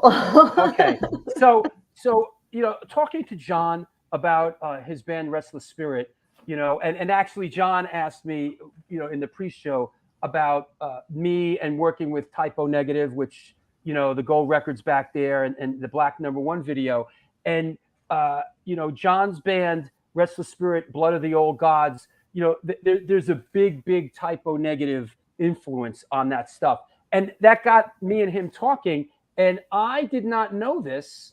Maybe, Laura, you did. But Pete Steele is buried, is it in Huntington? East Farmingdale. East Farmingdale. I did not know that. Pete Steele, God rest his soul, is buried in out in Long Island. Yeah, there's a big, I forget which cemetery that is, though. It's St. Charles. St. Charles. It's like literally a stone's throw away from where I am right now. Right. I went to high school. I went to Farmingdale High School. Okay. Yeah. I went to Half Hollow Hills, so that was like the next district. Right. Over. Yeah. Naming all those towns, and I was like, oh, I could picture in my mind, like driving down the roads and everything. Yeah. Yeah. That's great. Small world. Did you know that, Lori, that Pete was buried right out there? No, I did not. Yeah. You know, I feel it's kind of, I know people like to visit graves and stuff like that. I don't know. I'm just kind of like, yeah, I like going to graveyards, but yeah. Ones. Like when Restless Spirit, when we were touring Texas for the first time, we went up to Arlington to check out the Dimebag Darrell grave. Like that was like one of those things, like, I have to go see that while I'm here, you know. But for that one, like it was one of those things I'm like, oh, that's a cool thing that it's there. I don't know if I'd ever take the time to go really visit. I got some weird juju about that, you know. You know, when I years ago, when I was directing the Stuck Mojo video down in Atlanta, we went to what's the name of the cemetery? Rose Hill Cemetery in Macon, Georgia, where Dwayne Allman was buried. And we visited. It's this beautiful cemetery down in the South. And also, if you know a little Allman Brothers history, they have the song called "In Memory of Elizabeth Reed," which apparently was taken off a tombstone in that cemetery. I mean, wow. As folklore would have it, you know, somebody was having sex in a cemetery and they looked up and it said "In Memory of Elizabeth Reed," and that's what they called the instrument. So we went down, we did some shooting there on the railroad tracks, but I saw the tombstone "In Memory of Elizabeth Reed," and of course, you know, actually it's Dwayne Allman and then the bass player Barry Oakley. They're buried side by side, and now that Greg Allman died, he's buried down there too. And yeah. Wow. So yeah, that's right. Stephen Oswald from the High and the Mighty's down in Jasper County, Georgia now. Yep. Yeah. So I'm just going to chime in that Joey Ramone is buried in New Jersey because everybody I think it is from Long Island. You know, it's interesting that I don't know if you guys have ever been there. The Hollywood Forever Cemetery in Hollywood, where like all the stars of Vampira and Dee Dee Ramone. Do I have a Dee Dee Ramone? Let me see if I have. You know, like. I like older cemeteries, like pre-1800s, because oh yeah, sure. You know, it's like sculpture and art, you know. Well, you know, I go to cemeteries with, you know, the girl that I'm dating. No, I Let me see So if I might have this. Do I have this great? there's a couple of really, really good old ones up this way. So Salem has some amazing ones. Boston as well. Oh yeah. Yeah. I can only imagine. A lot of winged skulls, which is what I like. Go ahead. My town has a lot of pretty like strange lore, you know, like there's a couple things like here and there that like LL Cool J is from North Babylon apparently, which is like the next town over. I was telling Drew in the pre-show that I don't know if you guys are big horror heads at all, but there's a movie called Terrifier. And it's about like this killer mime guy, and it's like a super big cult horror movie. And there's a really famous scene where he's in this pizzeria, and that pizzeria is Deer Hills Pizza, which that was the pizzeria me and my friends used to walk to after band practice. Oh. And the booth he was sitting in during that scene where he's being all creepy, that was the booth we used to sit in. Oh wow! So, and there was one other thing that's actually escaping. Oh, Rodney Dangerfield was actually born right off Deer Park Avenue. Like there's this little house and then this flex space that my family used to like own and store stuff in. And yeah, there's a house right next to the train tracks, and that's where apparently Rodney Dangerfield was born. So That's awesome. yeah, you know, it's pretty cool. Was that? I think we just lost Drew. Oh, where'd he I go? think he probably left us on purpose because we were talking. All right, you guys are talking about, Long Island. I'm out of here. Well, I'm from Massapequa, so like I grew up and I was like, oh, this is where the Stray Cats are from, and this is where Jerry Seinfeld is from. I actually didn't know that about Jerry Seinfeld. Yeah, Jerry Seinfeld's from Massapequa. I didn't know that about the Stray Cats. Yeah. Wow. They're cool. I used to love Stray them. Cats from Massapequa.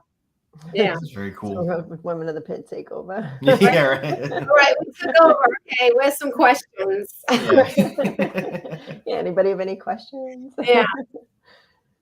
Throw them out there. Okay, Zebo DePro is in the house. Oh yeah. Oh, what up? Comments, So what high school did you go to? I think you had mentioned it earlier. Oh, I went to Half Hollow Hills. Okay. So yeah, I went to high school east. That's like in Melville. Right. I grew up right on Straight Path, so I guess. Yeah. So I mean, it's pretty relatively close to Massapequa and maybe a couple towns over, but yeah, I was what's it called? My girlfriend, she was living right in Amityville for a second, right by the Amityville Horror House, which is like right next to Massapequa. Yep, Amityville Horror House. That's a big one. Yep. You go out there. Well, you go to Amityville Music Hall. I think no, that other one, Revolution, was like closer to it. Yeah, that was well, yeah, they're within the same. Hi. There he is. Yo, in all the years, Stopping by. in all the years that I've lived here, right? I live in a pre-war building in Manhattan. In all the years I've lived here, and I've lived here a long time, that was the first time the power ever went out. Oh no! Wow. I think just have the. I don't think it's just my apartment, but everything sort of like went down and went back up. Yeah. Wow. Yeah, but I'm back. Welcome. And thanks for carrying the show. You know what? Honestly, the power went out. I was like, okay. I restarted the computer. I went to the bathroom. I did my hair and like. You knew it was in good hands. I don't. Okay. I Took don't a nap. I don't stress it, man. I honestly don't. Well, I don't stress it, but yeah, okay. We're just getting to the good stuff about the Amityville Horror House. Robert DePay. I got a request for the outside camera view. Hold on. Let me give him the outside camera view. Just. It's nice when you switch it up a little bit. It's fun. Yeah, hold on. You want the outside camera view? Those other angles. I'll give you the outside camera view. Hold on. Let me. I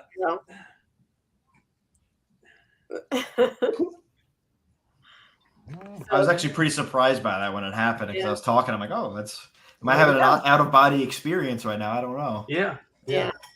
All right, hold on. The owners of the Amityville Horror House actually faced the whole thing, and I think it's a different address now. Yeah, I think they redid everything. Yeah, it's the I know that my girlfriend's uncle actually went to school with the DeFeos, and he said they were a little off. Yeah, I guess it have to be, but We're on a journey right now. Neighborhood, though, it was like we used to go fishing down the block from there, so that's why I knew it. But Very cool. but Okay. Long Island history there. And Yeah.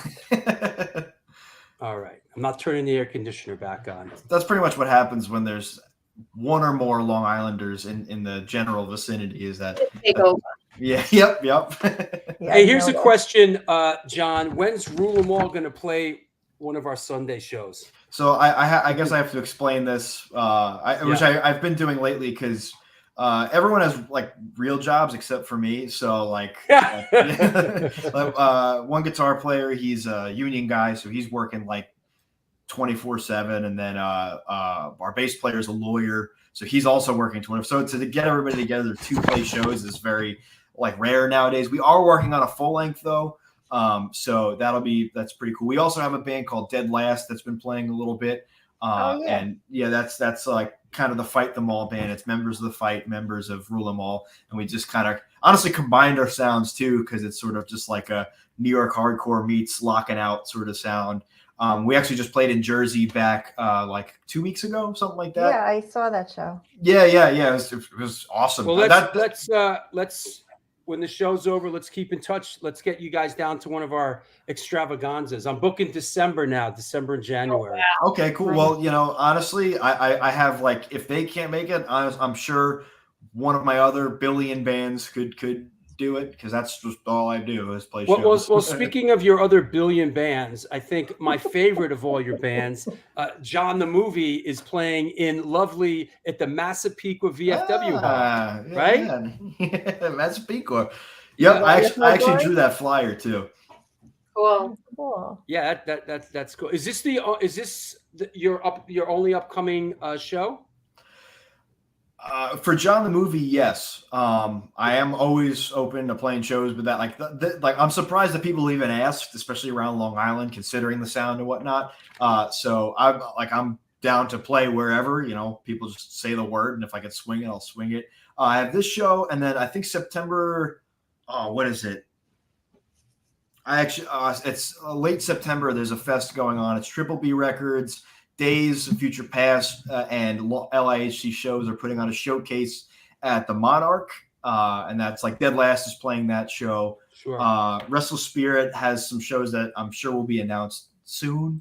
And I'm bummed out that I'm doing this when I don't have like a plethora of things going on, because like of course that would happen this time, because usually it's like I got 7 tours lined up and how many one-off shows, and then but like everything just kind of cleared out for this year, so kind of just I guess it's just the way it goes, Hey, Lori, Dawn, Gina, Women of the Pit Spotlight was great. Let me see when the next one would be.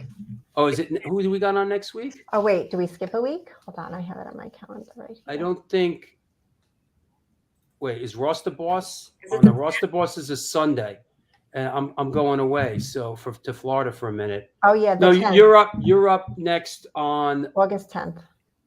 August 10th for this show right here, which should be interesting. You guys are up. We'll see Women of the Pit Spotlight again on Wednesday, August 10th, when we have our friends Mike Pooch, who. You know what, man? I gotta say something. I gotta say something about Mike Pooch and Sworn Enemy. At the shows. So Wednesday, August 10th, Mike Pooch. They and him and Chris Rafalowicz from Shattered Realm have this new project called See Through You, and that's what we're going to spend a lot of time on the show. But I want to say this about Sworn Enemy. We did the show on Sunday. And in a lot of ways, the shows are relying on the kindness of the community. There's like a tip jar, a bin that people can contribute. The money goes to the expenses. I walk in there. I tip the sound men. Sometimes we have additional security. By the way, shout out to the sound guy. He's phenomenal. Great. He's the man. Best. Yeah. And part of the reason is because I walk in there and put a couple bucks in his hand. So that saved said, Red Crew on Sunday. we're the show's over and we're going through the can, and there's an envelope in the can, right? And it says to Drew from Sworn Enemy, and it was a really nice. It would be inappropriate to say how much they put in there. It wasn't some perverted astronomical amount, but it was certainly really respectful. And they and with the note, I got it said, "Please keep it going, Drew. It means a lot." It's fucking awesome. Yeah. That a band like Sworn Enemy took the time to write that out and make a contribution to it like that. That means a lot. And so big shout out to Sworn Enemy. Gina, Lori, Dawn, I'll see you. Anybody you want to shout out on the way out? I just want to shout out all my ladies in the pit. Yeah. Everybody who comes out and supports. Yep. Shout out to Dylan for wearing our shirt on Sunday. So every band that played on Sunday gave the Women of the Pit a shout out, and I thought that was super cool. Shout out to guys who support us. Yeah. It's great. That means everything. Absolutely. We'll see you guys soon. Thank you. Thanks again, Drew. Thanks for having us. My pleasure. Nice meeting Bye-bye. you guys. Bye, John. Bye. See you later. Nice to meet you too. There you go, huh? All right. That's cool. Yeah. That's how we do it here, Let's talk a little bit about so this kind of ties in. I'm assuming the reference to this is kind of John the movie. Where this is sort of your vision, your thing. And do you play all the instruments? Yep, I do everything on the recordings anyway. Like obviously, live I get a very, very talented bunch of people. But yeah, like the whole point of the project was because I love collaborating with people. I love playing with my friends. But there's sometimes where you just want to make something that's not like your vision. You don't have to compromise. There's nothing there that you have to. There's nothing. It's just exactly what you want. And for someone like me that is constantly doing things like that, you don't always get that. And for me, John the movie is that sort of thing where I could really just express myself and any sort of weird ideas I want, and I could just sit there and I have all the skills to do it. I have a little bit of audio engineering knowledge. Obviously, I'm a drummer. I've been playing guitar like a madman for the last 5 years to be good enough. Obviously, I have some singing experience. I've had like little synthesizer, like USB synthesizers for as long as I can remember. So it all kind of just came together in this one thing. And, luckily I have people, which I am flabbergasted by, that do really want to help me achieve my vision live. So it's something that I'm seeing every so often when it comes up. People are really accepting it the way that I hope they would. And it's really cool. And that picture specifically is funny because I look huge because of the chair is so small. My girlfriend took the picture of it. And that is actually in Paul of Restless Spirit's house. He let me use his rig to record guitars for A Glimpse That Made Sense, the first 3 songs on there. My first exposure to you was Michelle said that she saw you at this VFW hall fairly recently. And I saw the picture. I saw this picture.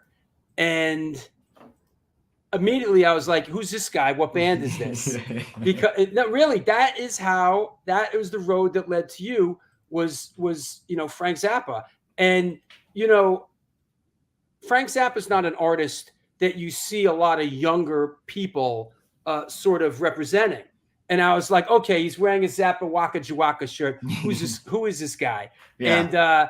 And I sort of tracked you down, and we started talking, and that sort of led to you coming on the show. And it's one of the real joys that I have doing this show is I get connected and exposed to a lot of artists that I've yet to work with, and this is certainly the case.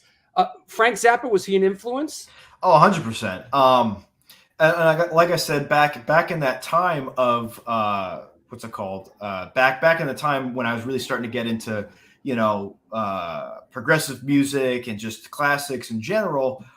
my dad would always sing Broken Hearts Are for Assholes in the car, and we'd be laughing about it. Or, my stepdad had Don't You Eat That Yellow Snow, like on his iTunes thing, and he was just someone that was always floating around like my scope.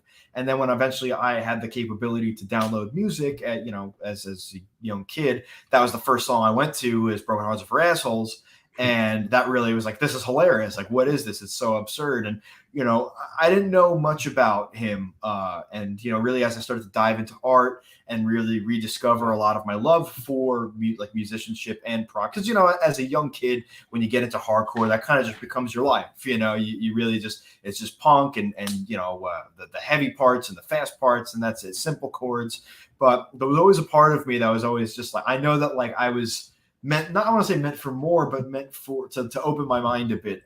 And that's really when I started really diving into Joe's Garage and, Shake Your Booty and Jazz from Hell and shit like that. As a kind of a sax player and stuff, did you go backwards a little bit and hear some of his earlier stuff with guys like Ian Underwood and there's a lot of sax in his earlier stuff. Yeah, and that's the thing. Like, it spoke to Hot Rats. Yeah. Like listening to his stuff, it really spoke to that part of my brain, that the orchestral, concert band part of my brain. So I really identify with that, and especially, and this is how I knew my girlfriend was a keeper, was because for my first birthday, like of us dating together, her birthday present to me was she rented out a movie theater, and it was just us, and we watched she put the Frank Zappa documentary on, the new one that just came out. Yeah. And I was like borderline in tears watching it, because it was just like so inspiring. Like, it was very good. It's seeing like his whole library. It looked like the back of a Home Depot with all like the reels and stuff.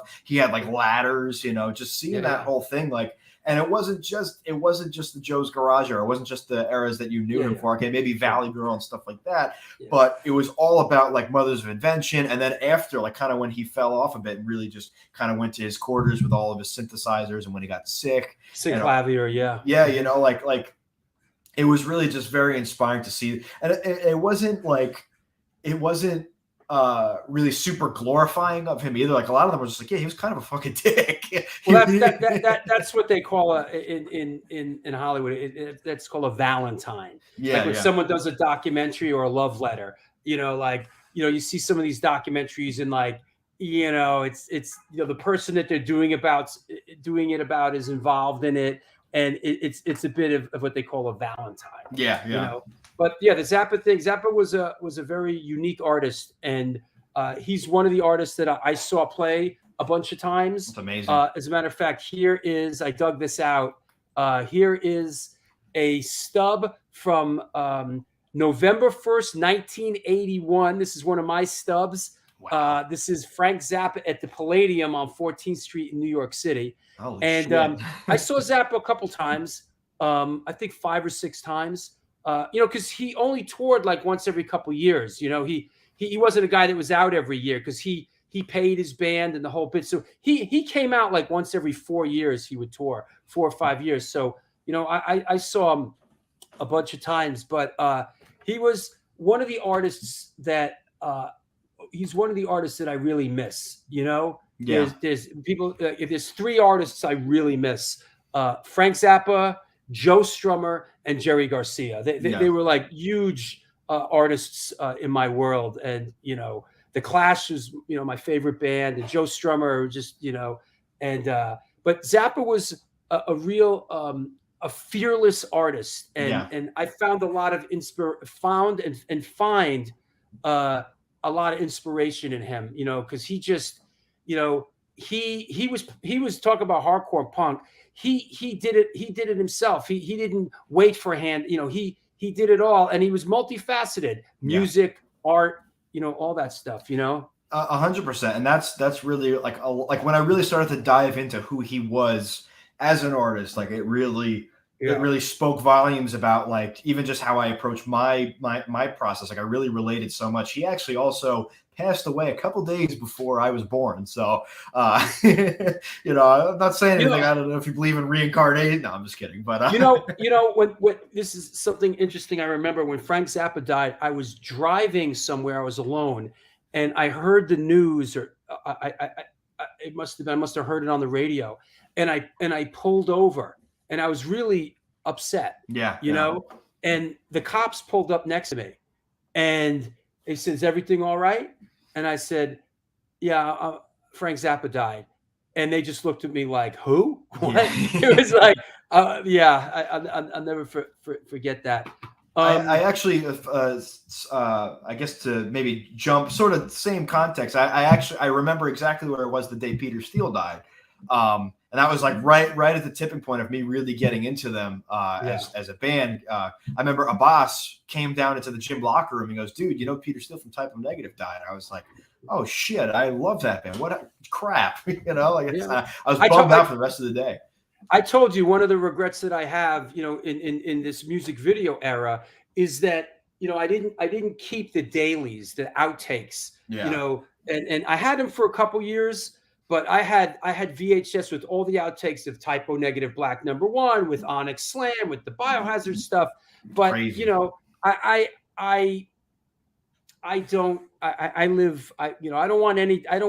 can't carry these accoutrements in my life. You know, and this stuff stresses. You know, at a certain point, you know, I gave it away or threw it out, and I regret not keeping that stuff. My dad says it best. He goes, "You know, the memories are in your heart. When you start paying for your memories, that fucking sucks."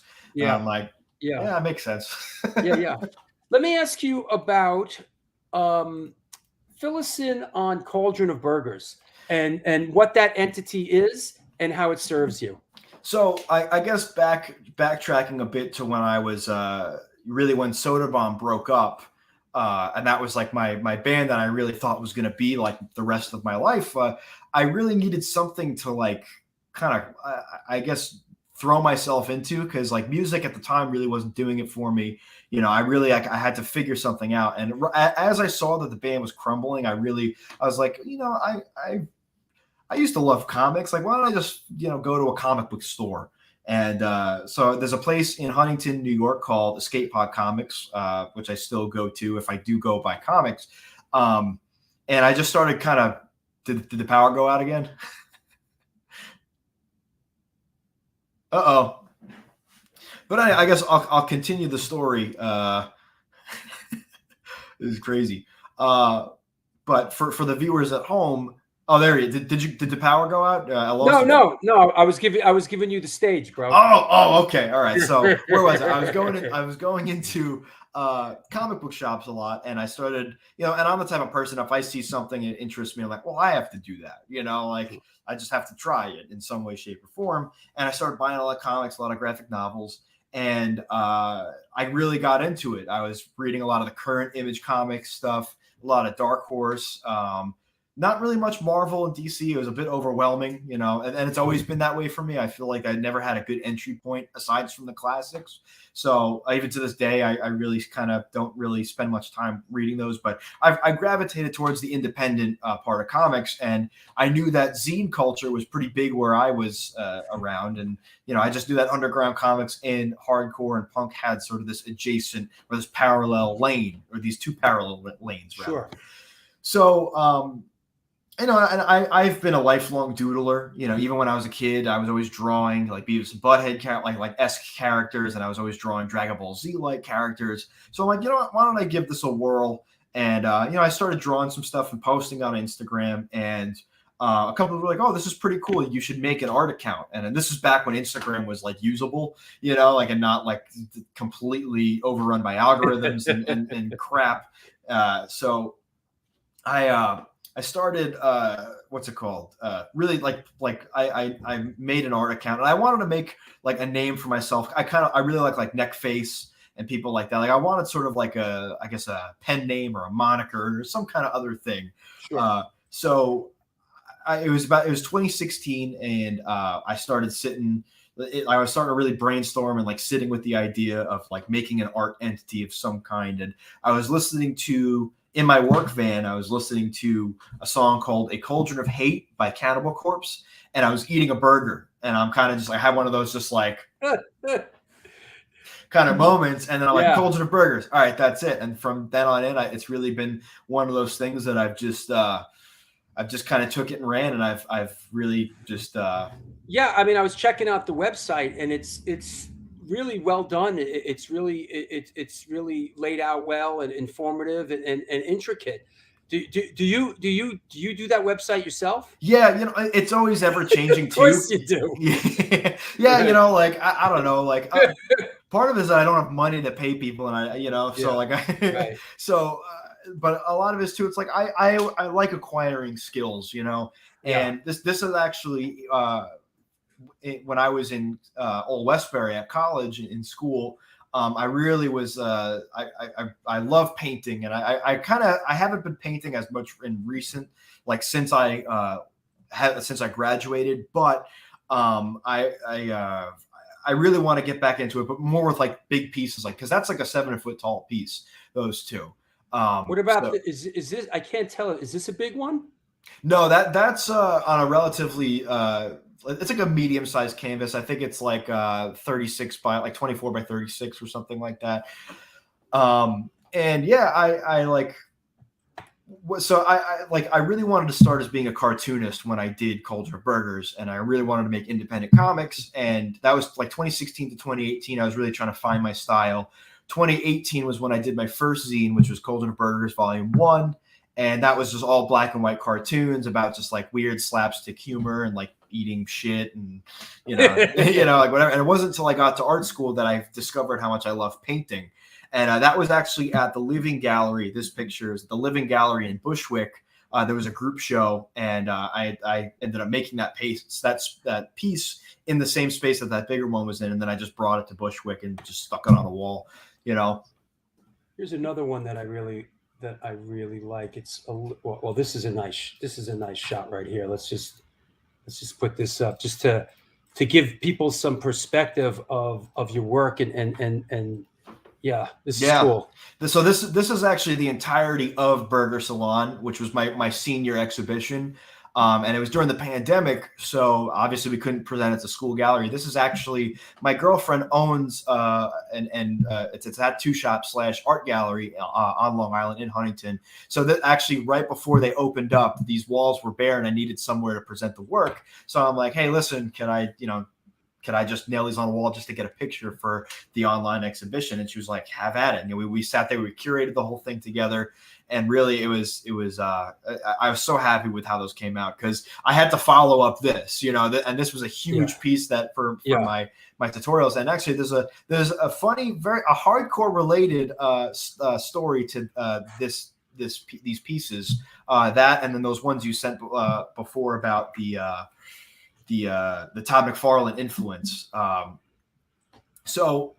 Well, I'm going to answer this question real quick. Merch link is cauldronofburgers.com/shop. It's on my website. Let me. I'll make a banner. Awesome.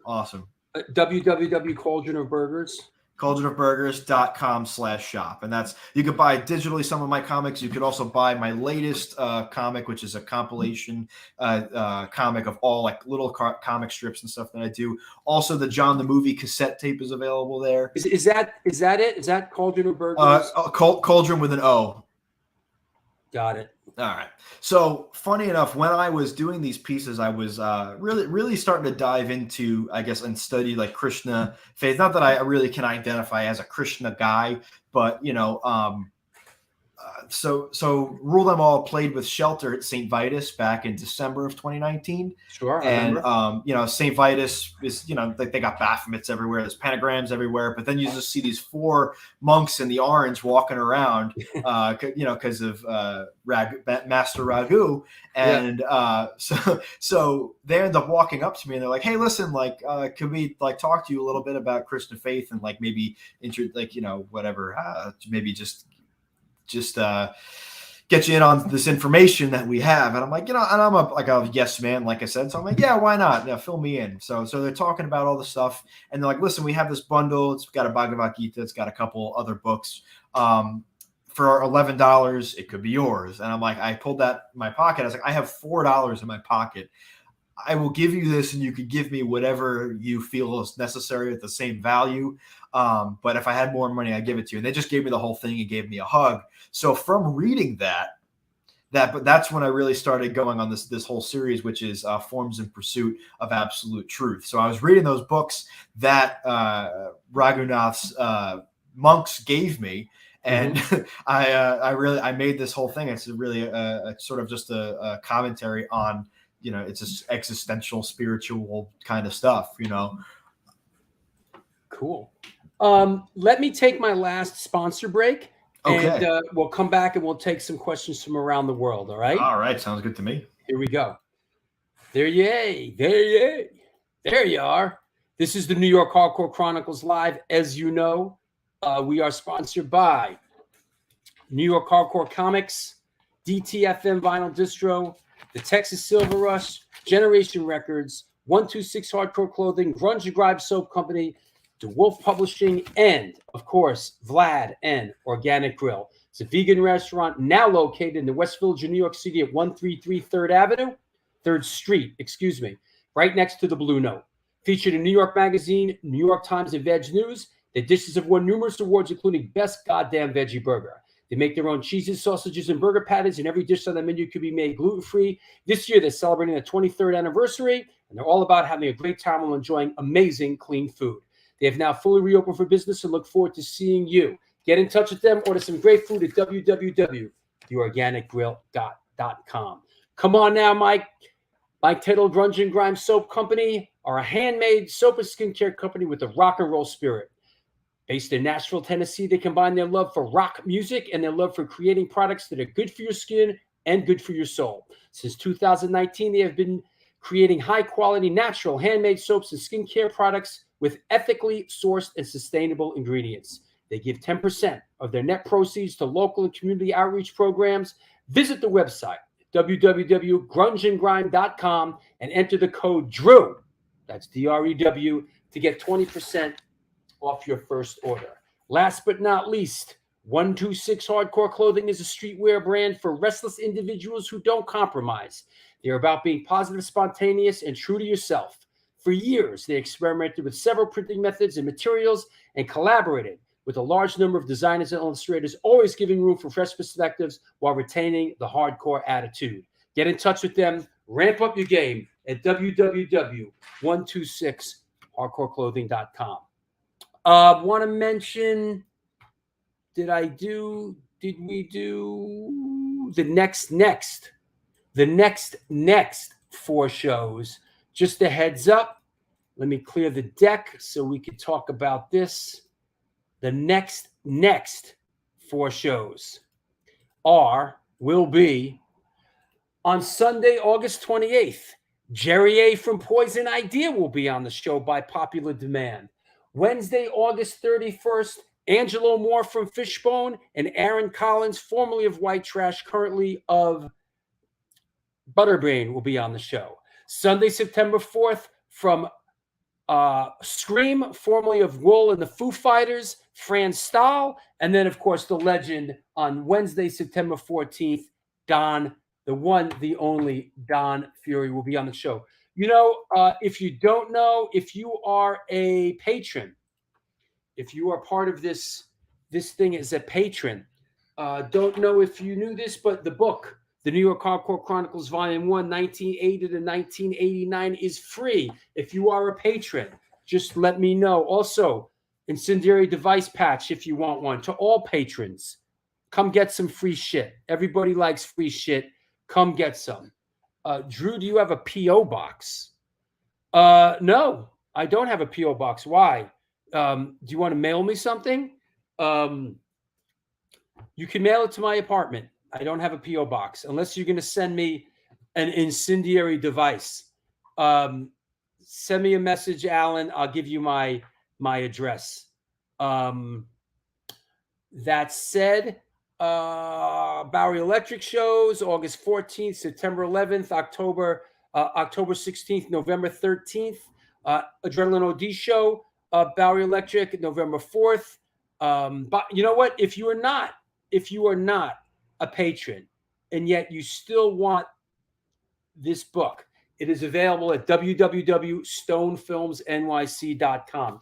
Also, you know what is coming? I just want to give you a heads up that we're getting together. We are relaunching Legacy Personal Documentaries. This is happening along with my father, Arnie Stone. This is in the works, big relaunch. Personal documentary films, Legacy Personal Documentaries. There'll be a big formal announcement about it. But what it is it's like a personal, let's say your parents, your father, it's personal documentaries about people. And I'm getting back on and we're relaunching this thing. Great show today. Well, thank you. I knew it was going to be a great show. Very rarely do we not do a pretty good show at this point. We've kind of have it together. So that said, keep your eye out. Legacy Personal Documentaries is going to be launched with much fanfare. Alan, I wanted to send you business card, maybe promote business, hardcore brothers and sisters. Well, reach out to me after the show, and I'll give you the address. I don't think it's a good idea to give my address out although it doesn't really matter. That said, let's go with some questions for our guest. Any questions you have for our guest, John Gusman? Come up with any art or music questions. This is the New York Hardcore Chronicles. Let's get crazy. And here is our guest. What's up, man? I'm back. From Kevin Heggs, he says, did you read Chaos comic book back then? Evil Ernie ruled. No, I did. I know the name though. I haven't read it though. I can't say I have, but that's the thing about comics though, is I feel like there's so much stuff that even if you feel like you're well versed, there's always things that you haven't read. Yeah. Do you I gotta check it out. I will check it out though, for sure. Yeah. We talked about where you drew influence from as a musician, but any comic book artist heroes? Also, as a Cartoon Network fan, have you ever watched the regular show? It's great. So I think regular show saved Cartoon Network. Like there was a time where it really was not great. Like there was things like Adventures of Flapjack and Chowder that were really starting to bring it in the right direction again. And then it was regular show and Adventure Time that really brought back the spirit of like Cartoon Network, if you ask me. And I mean, it's like a cleaner Beavis and Butthead, but with like anthropomorphic Beavis and Butthead. Mm-hmm. So for me, I have to say with like comics, definitely the Todd McFarlane, Mike Mignola, Stan Sakai, who does Usagi Yojimbo. That's a big one for me. Wow. Who's Dave Sim, who does Cerebus. That's another big one for me, though he's quite a controversial figure now because of his very questionable views that he unapologetically publishes. Who are some other greats? Some more contemporary ones. Was it Brian K. Vaughan, who does Saga? That was one of the things that really brought me back into comics. Who else? A guy I have to make mention again, Pat Kinlan. He has we became friends because I approached him really as a fan, and our bands, Restless Spirit and Drug Church, ended up playing together somewhere in Ohio. So the stars aligned. But he's someone who really lives the life of an artist or a comic book writer / musician, and he's doing very well with both. And he's got a book out now called Frontiersman, which is sort of an alternative alternative superhero comic. It's really cool. So those are definitely a lot of the people that I look to. Like I said before, I mean, like the cartoon animation aspect and manga, it's like Japanese animation manga, sort of that definitely has a huge influence on me. If you look at any of my work, it's all black and white. It's super animated, there you go. That's another thing. Yeah, that definitely, even my fine art does play it pays a lot of homage to cartoons. And I have to say, Sean Taggart is another humongous. Oh yeah, wow. Yeah, wow. I of course, right. Gary Panter, he's another one. Also did a cover for Frank Zappa. Have you ever met Sean Taggart? I talked to him on Instagram one time because I think I tagged him in something. He was a very nice guy. I met Gary Panter once. He was also a very nice guy. And actually, I forgot to bring this up before, but Dweezil Zappa actually replied to one of my comments on Instagram because I posted a very small drum cover of Catholic Girls, like the Pretty Crazy, that pretty crazy break in the middle of the song. And I tagged him like, "Oh, but what do you think?" And he goes, "Oh, sounds great." I'm like, "Thanks, man." Wow. That made my day. That definitely made my day. Sure. Do you remember watching the Biohazard Punishment video on Beavis and Butthead? Well, yeah, I sure do. Yeah. You know, I mean, I mean, those, back then we had a couple of videos that we did end up on Beavis and Butthead. And if your video ended up on Beavis and Butthead back then, it was almost, I think there was a moment there like it was a known analytic that like your record was going to go gold. Yeah. Well, it was like, I remember seeing Biohazard. I remember seeing Crowbar on there, and then Jawbox. That was actually what was that band that, like, I remember when I really started downloading music on my own time. I'm like, what was that band? The Save that did the Savory song, and I'm like, it's Jawbox, and that's like still one of my favorite bands, But yeah, I think our Onyx Slam video was on Beavis and Butthead. Yeah. And I think even Typo Negative Black #1 might have been on it. Yeah, it was because they were making fun of like Peter. They're doing the deep voice. Yeah. But, Heg says that Todd McFarlane was the first artist to have his name above the title Todd McFarlane's Amazing Spider-Man. Is that right? I didn't know that.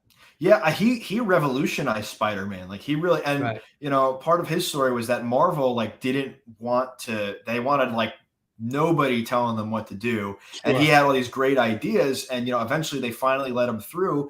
He's the guy who, I hope I'm correct about this, but he's the one that created Venom, and that really brought Spider-Man to a whole new height. And my favorite part about the whole Image revolution is that when they all broke off from Marvel, I think they made an appointment with DC to tell them that they're not working with DC either. There was just a big fuck you to both of them. I don't know the history. Is that what happened? They who broke off from So it was all of Marvel. I believe it was Marvel's 7 best artists. It was Todd I'm gonna probably forget a couple, but sure. Todd McFarlane, Mark Silvestri, Jim Lee. Jim Lee. Jim Valentino, and I forget the other ones, but sure. Rob Liefeld, I believe, was another one. And they broke off and they started Image Comics, which was the first real creator-owned, or I guess in the mainstream creator-owned publishing company. So they were getting screwed on all their deals with Marvel and were underpaid and had no ownership over anything they did. So they're like, well, screw this. And then it just exploded into this whole thing. And now, the way indie comics are going, it's everybody, and kind of the way music is going, everybody and their mom has a label or a publishing company. And, we have the resources to do it ourselves. Now it's just, how far do you want to take it? How far do you want to work? Right. And it's like that way in a lot of things. Everybody's a musician. Everybody's a director now. Yeah. Everybody's a comic book. Everybody's a photographer. But it's like sensory. It's like sensory overload in a lot of ways. But you'd like to have a belief that sort of the cream rises to the top.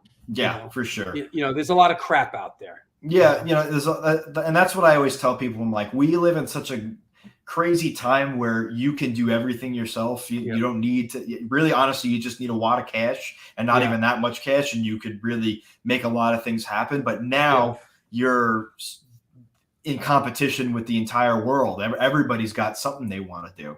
Yeah. For sure. And it's hard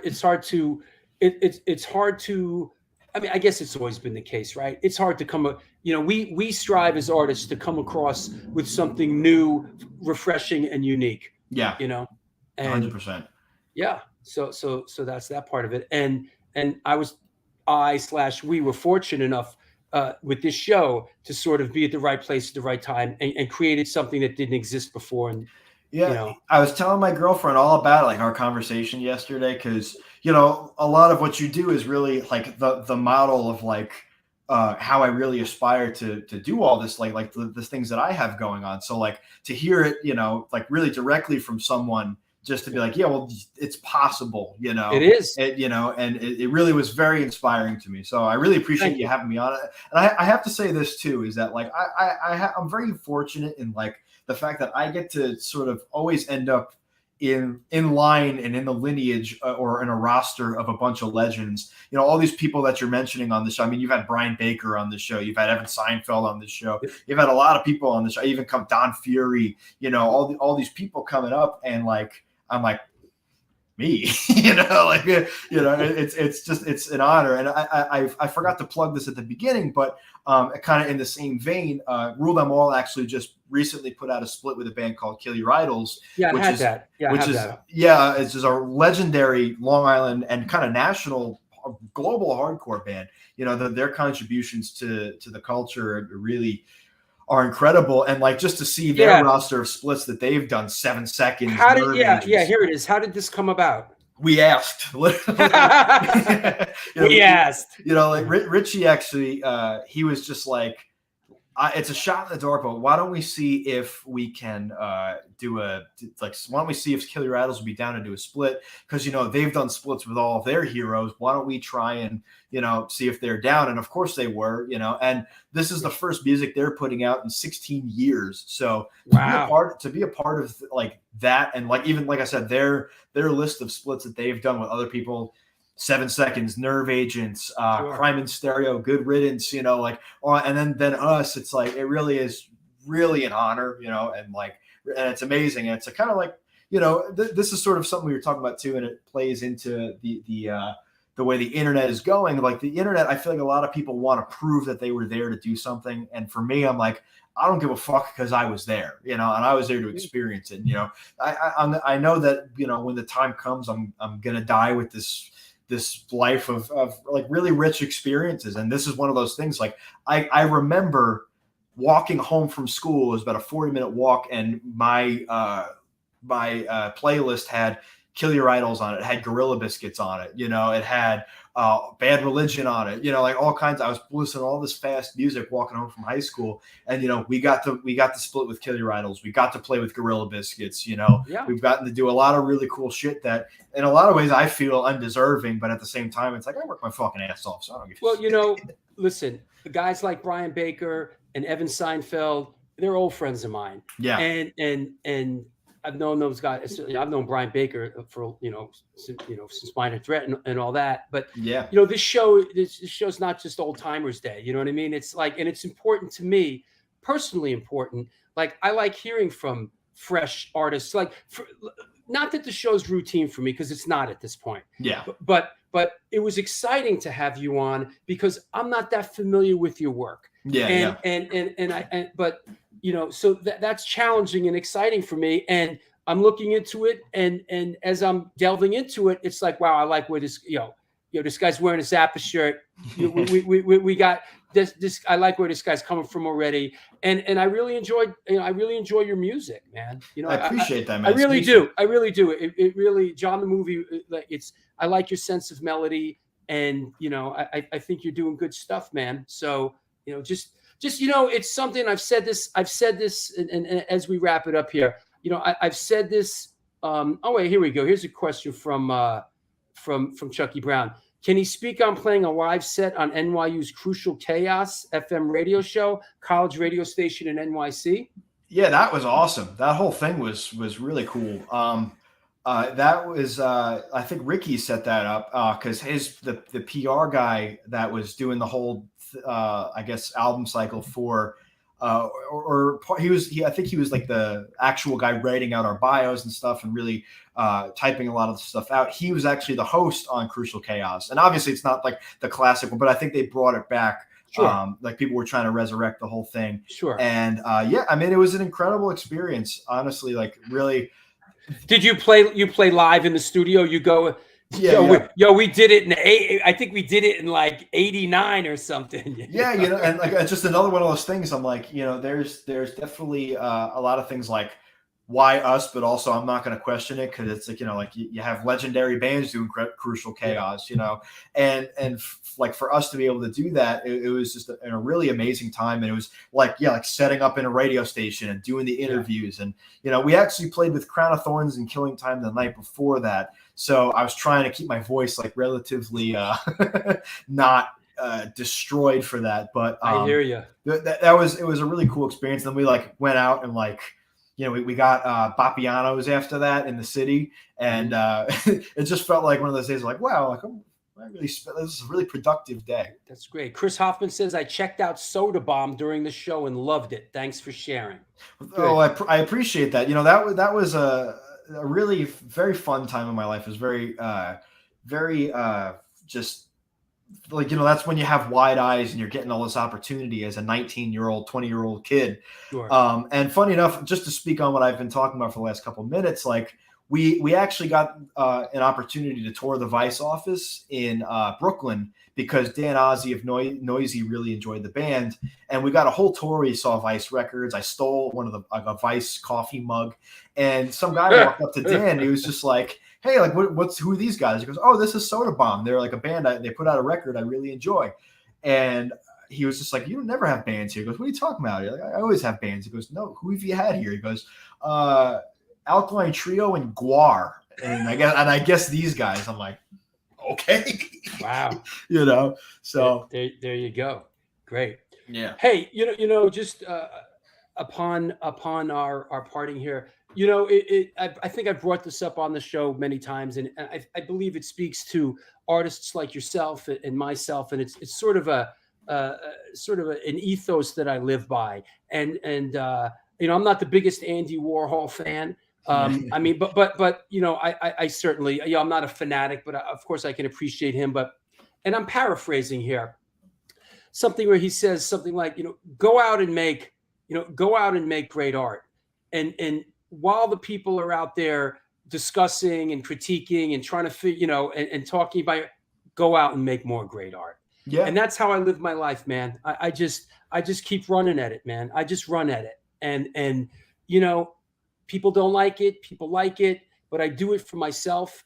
And that's the joy that I have in this life. And I wish you the best in all your endeavors. I appreciate that. And it's funny you bring him up and just sort of the things we've been delving on, because he talks about how he believes everybody should have their 15 minutes. Yes, and, you know, I think everybody's got their 15 minutes at the same time. Right? Yeah, you know? yeah. So it really, you know, but that's the thing is just that's exactly it. You just got to do things for you. And even if other people think it sucks, they don't get it. You know, when we started Rule Them All, like we knew we were going to fight an uphill battle because all the early 2000s metalcore and the mosh music was the big thing again. You know, and we're like, well, we love Revolution Summer. We love Dag Nasty. We love Bad Brains. We love Gorilla Biscuits. We're going to do this and hope for the best. And I think we've had a really amazing thing, just like John the movie. You know, I didn't think anybody was going to understand, you know, having fuzz pedals and odd time signatures and all this stuff. But, you know, the people that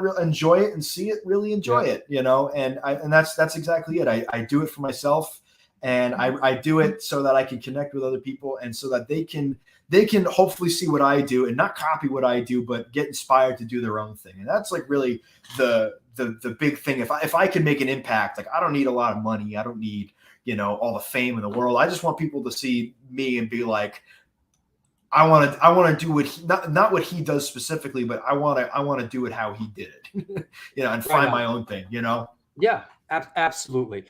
Thanks for coming on. Let's keep in touch. We got to get you down to the Bowery Electric, and, you know, I'll talk to you soon. Sounds good, man. Thank you so much. Thanks for having me. My pleasure. Take care, John. Have a good one. Well, there you have it. I'm a fan. You know, that was a great show, and I really enjoyed having that young man on, and it's great. I love mixing it up, man. We got to have different people, and it's just, you know, it's just great. Joe Frank, I want to shout out also, who sent me some of his acoustic music, and it's on play in my car. And it's just a testament to what we were just talking about with John. Man, go out and do it. Go out and make art. Go out and do it. It's important. It's important stuff. Yep. Yeah. Lori Dawn says, great show because he's from Long Island. There you go. Yeah. Yep. So that's it. Stephen Oswald, my old childhood friend. Crunch on Drew. Great show. Good luck with your ID show. We're not playing. ID's not playing for 2 weeks, but thank you. So that said, we'll see you on Sunday for Don Foos, who another great guy. You know, we got Don Foos coming on, and then Ross the Boss after that. Did I announce all the other shows? Yana and this and that. Yeah, we're good. We're good.